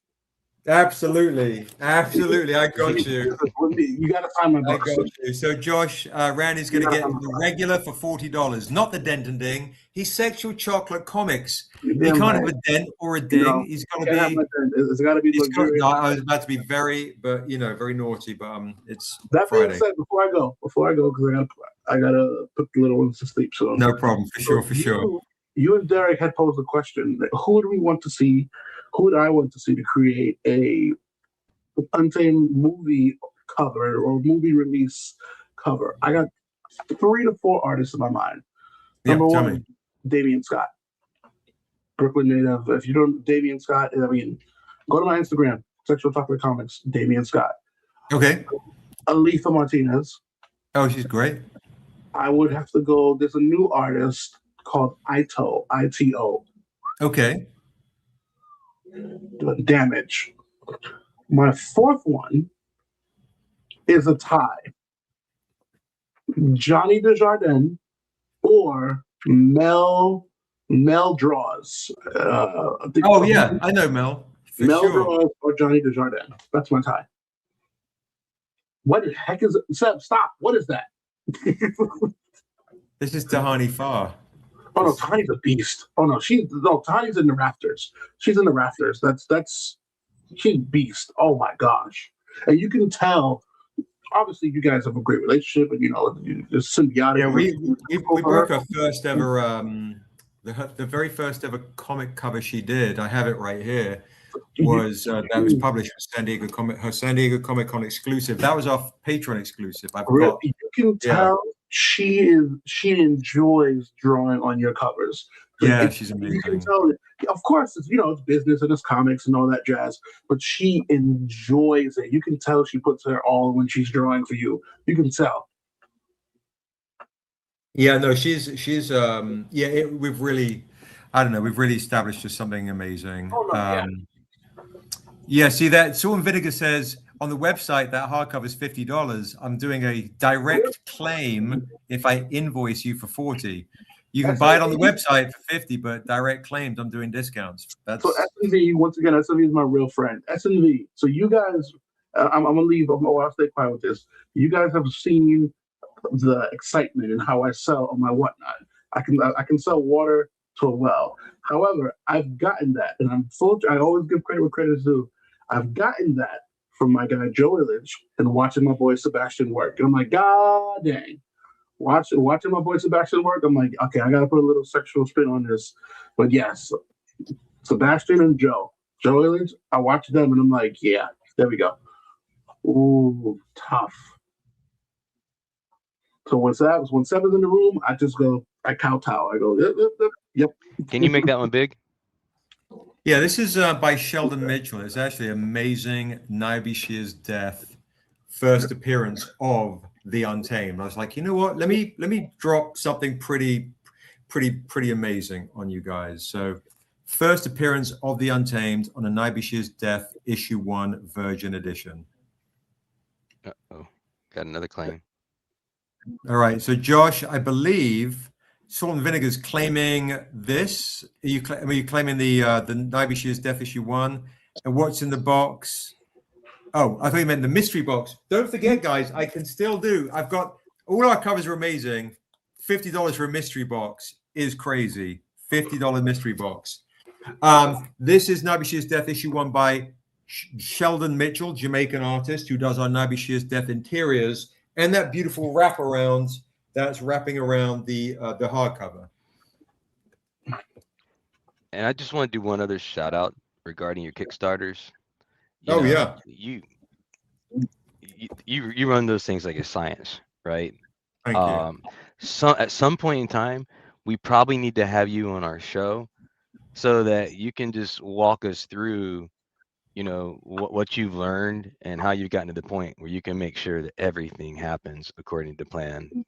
Because I think you know, anybody could benefit from just, you know, knowledge. Yeah, absolutely. Yeah, 100%. I got you. Yeah, I'll come on and just focus on Kickstarter and you know, Kickstarter course. Mm-hmm. Usually I charge for that, but for the BCL community, 100%. Awesome. So Josh, you're getting I think Salt and Vinegar wants the mystery box, not Model One. So right, I think Model One wants Salt and Vinegar wants the mystery box. And if you guys do want the Virgin edition, let me see if I've got a trade dress. I have a trade dress edition of this. I can do the trade dress for you for $20, and I will do a Virgin and trade set for you for, you know what, I'll do something nice, $30 for the pair. First appearance. Let's go. Of the Untamed. Oh, very nice. Guys, I would love to stay and hang. Sebastian, super proud of you. I love it. Can't wait to see what's next. I don't want to see this invoice. And then before you go, I also got to remind folks, definitely, there's the link again. Jump on the Kickstarter link I just posted. Hit notify me on launch, March 21st, StrangerCon. I'm sure BCL will be a guest. Right? Go big. We're gonna go big on this one. Seb, can you send that to me in the in Messenger too, so I can put it in the BCL chat so people can click on it? Yeah, for sure. See you guys. Have a good night. Okay, take care. Take care. All right, there you go. Thank you. Yeah, thank you for spreading the word on that. That's awesome. Blip. There we go.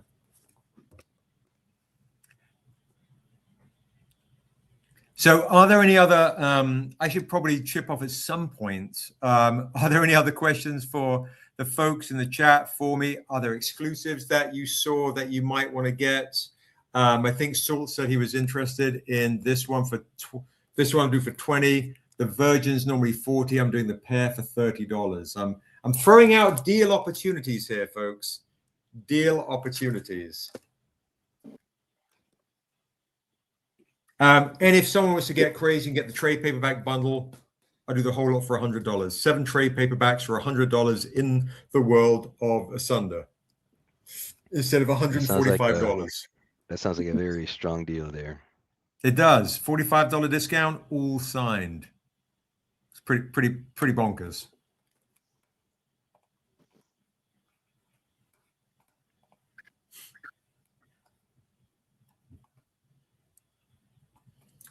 It's interesting seeing people coming to the store. That's awesome. Picking up bits and bobs here and there. That's rad.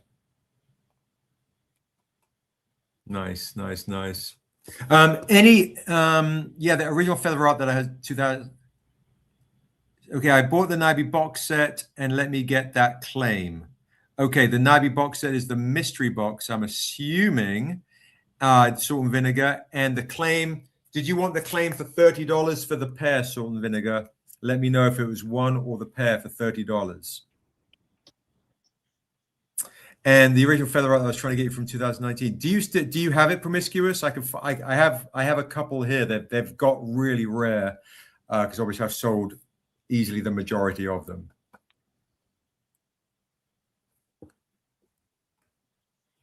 The pair, okay, Josh. So Salt and Vinegar is getting the pair for $30. I'll sign those. And the mystery box, definitely DM me with your email address so I can send you the invoice directly. DM me on Instagram at StrangerComics, or email us at stranger@strangercomics.com, your email address, and I'll get the invoice off tomorrow. We'll get the invoice off tomorrow. And thank you. I appreciate that. We have tons of stuff here, tons of stuff our collectors know. But and Charlie in the Box said, I missed this on this fantastic day with an assessor shirt. I will, you know what, Josh, make a note, because I know Eduardo is definitely going to rock an assessor shirt. It's about time for the Vampire Queen to get her own stuff.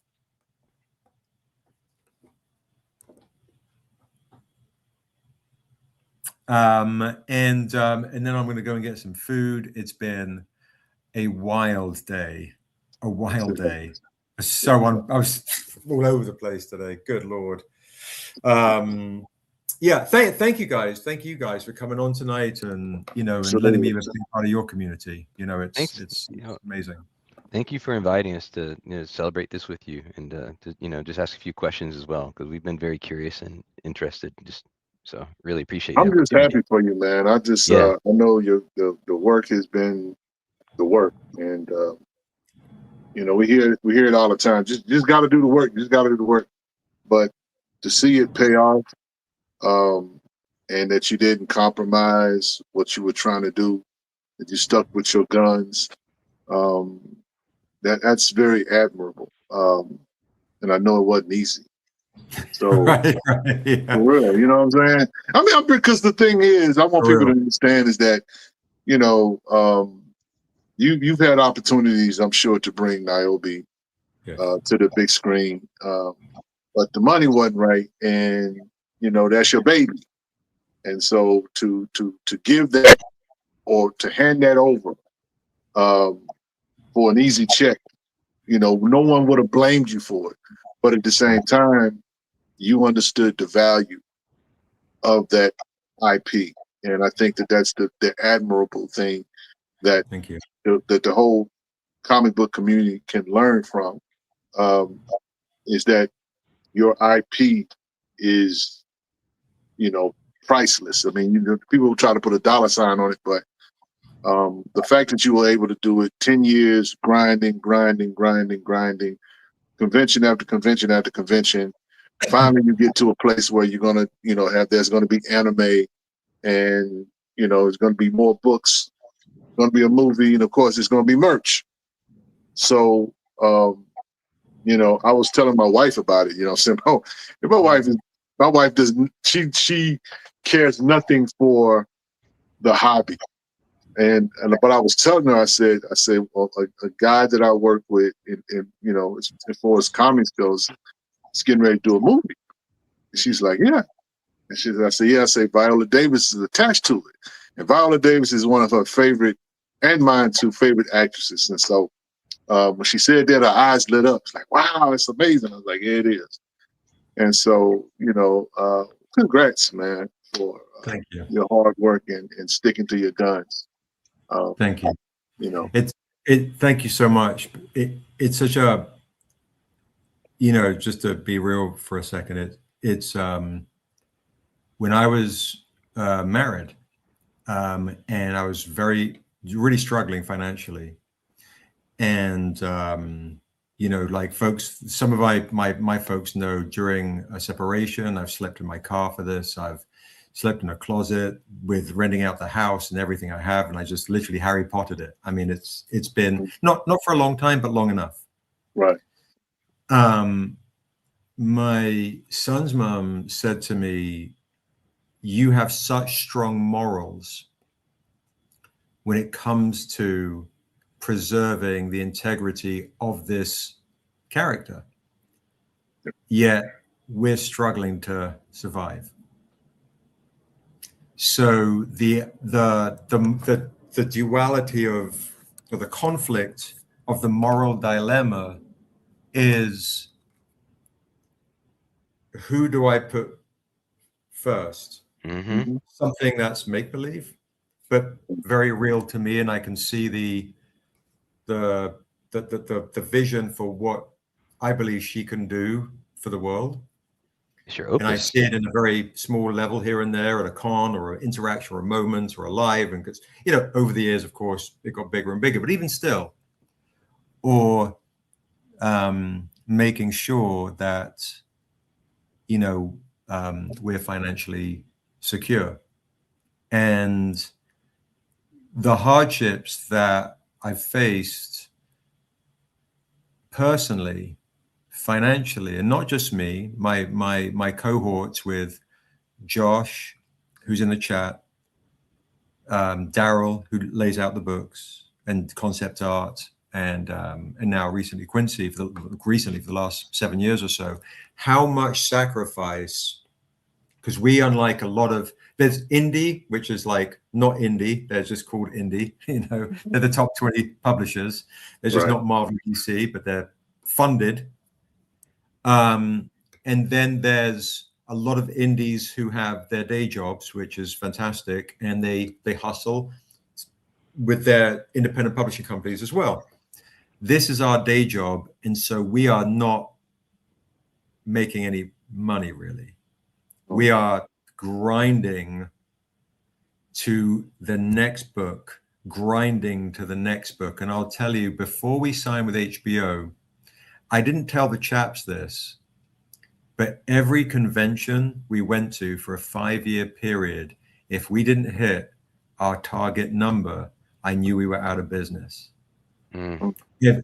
Every convention for a 5-year period, and I still have that anxiety that carries over from those periods now for the next Kickstarter, for Emerald City Comic Con coming up, for WonderCon, and same with Daryl. It's still this sense of triggering kind of PTSD that's like, oh, are we going to be out of business? Are we going to survive?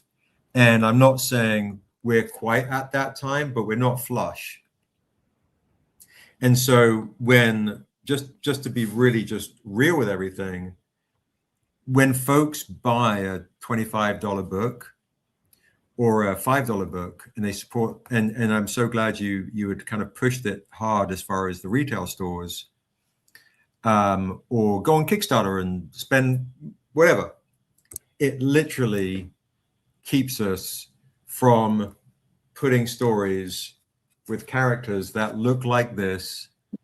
And I'm not very good at social media, apart from just selling one-to-one and having conversation. I don't really keep up too much with current trends because I don't have the time, and I don't know if I've never been in this for a hashtag that's trending. And then when every studio head goes, oh, this is really timely, I say, this isn't timely, it's timeless. We have always been timely.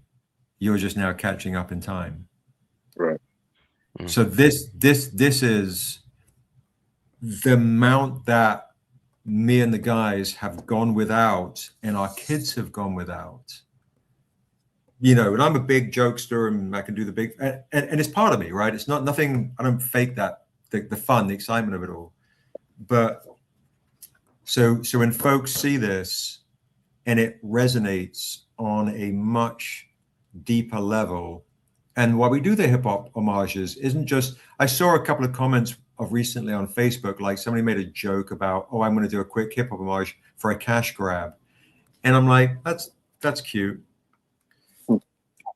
I'm doing it because it resonates culturally. And during the time when I was in my formative years, hip hop spoke to me and saved me. Yeah. So, that everything has purpose. The Ponyo homage, the Zelda homage. I don't just go like, yeah, this seems goofy. No, everything has some form of weight, cultural significance, emotional significance, whether it's a beautiful painting, the Death Dealer homage by Richard Thornsberry for our Frank Frazetta type vibe and fans. That also spoke to me. Frank Frazetta, massively. Conan the Barbarian, and I was all about it. So anyway, without getting on my soapbox, what you said, Rich, I appreciate it, because yes, there's been a lot of offers, a lot of studios, and some of the biggest directors in the world have wanted to make The Untamed, and I've never, if I signed those deals, maybe it still would never have been made, but if it's not going to be made, it's not going to be made by me at this point. And the books will be fine. I can leave a legacy of beautiful books and I'm not chasing Hollywood. Mm-hmm. I want it on the silver screen because I want to share these stories. It's not about the extra dough. It's not about the variants. It's not about this. It's these stories and this character and these other characters that we've created have resonated on a one-to-one level. And if I can do that on a bigger audience, that might do a bit of healing and have people stop and please, yes. Mm-hmm. It's not airbrushed. It's not check boxes. For me, I can't do any of that shit. None of it. It angers me, honestly. I really have a hard time with it. And I see our kids and our youth, and it's like, you know, to quote Spike Lee, like, wake up. So that's really what it's about. Yeah, shout out to you, man. You know, you talked about the homages and that kind of thing, and you know the tribe, the chocolate was, you know, going bonkers over the tribe homage. You know, A Tribe Called Quest is one of those hip hop groups that not just signaled an era in hip hop, but just a moment in terms of wherever you were or whatever, you know what I'm saying? People, and as someone that's older or whatever, I wasn't a teenager when Tribe came out. I was a full-grown adult. But the thing is, my experience with Tribe is different than the actual, you know, 15, 20-year-old, you know. So we all have our moments, but we recognize it as just that, a moment, you know what I'm saying? You talk about art, when able to, you know, when you're able to like walk down the street and see a piece of art and stop you, you know, music is no different, you know, just could stop you. I mean, there are times when I'm listening to music and I might be cleaning up, I might be doing some reading or whatever, but I will hear melodies or I hear something that will make me stop what I'm doing. Right. And pay attention.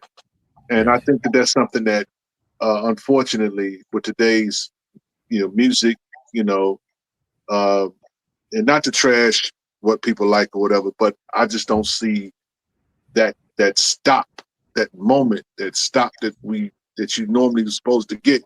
Whether you're talking about a song and you get to a bridge or a chorus or whatever, we don't have that today, unfortunately. And so these moments that we get, you know, you talk about our young people, they are missing it.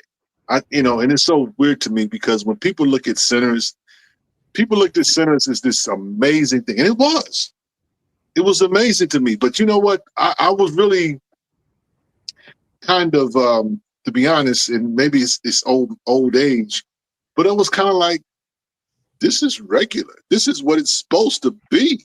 Could be. It's not, you know what I'm saying? There was nothing. Ryan Coogler he's a great director, great artist, but he's not a genius.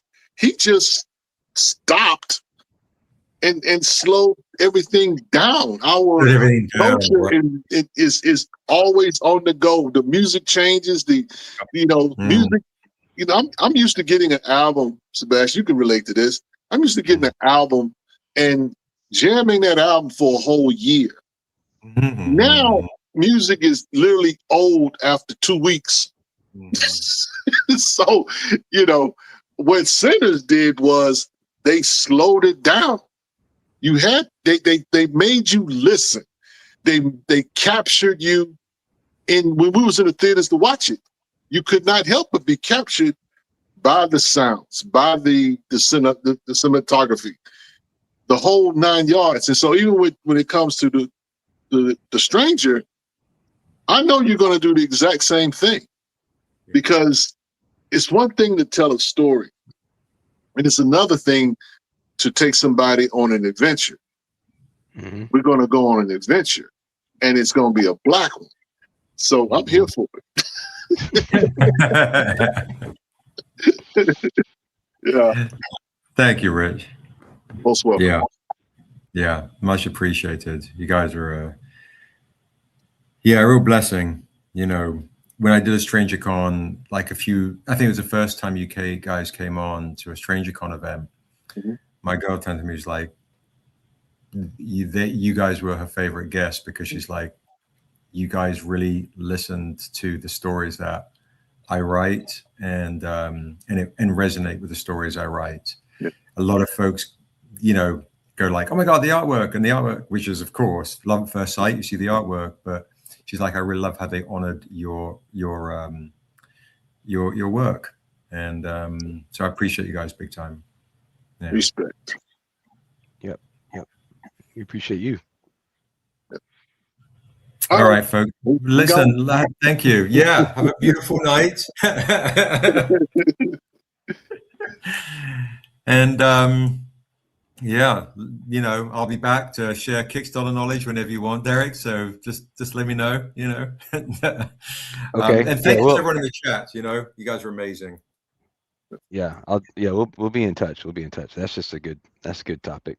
You know, I want to stay positive. So I want to focus on the people that are doing things right, and then get that knowledge out there. So that'd be awesome. Yeah, for sure. Well, guys, listen. Thank you so much, everyone in the chat. Make sure you go to your local retail store and pre-order the Untamed, the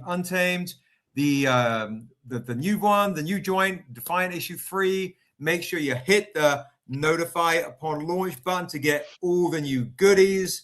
Spread the word. Share them in your stories. Put the link on your Facebook page. The more awareness that we get, the better. I mean, this is for you guys as much as it is for me. You guys are amazing. I love and appreciate you guys. And I'll see you next Thursday on the Thursday Live, to you stranger peeps and to the Black Comic Lords, the Lords of Comics. Thank you. That's what's up. Peace out, everybody. Thank you so much. All right. Thank you. Good night, everyone. Good night, everybody. Good night. Peace.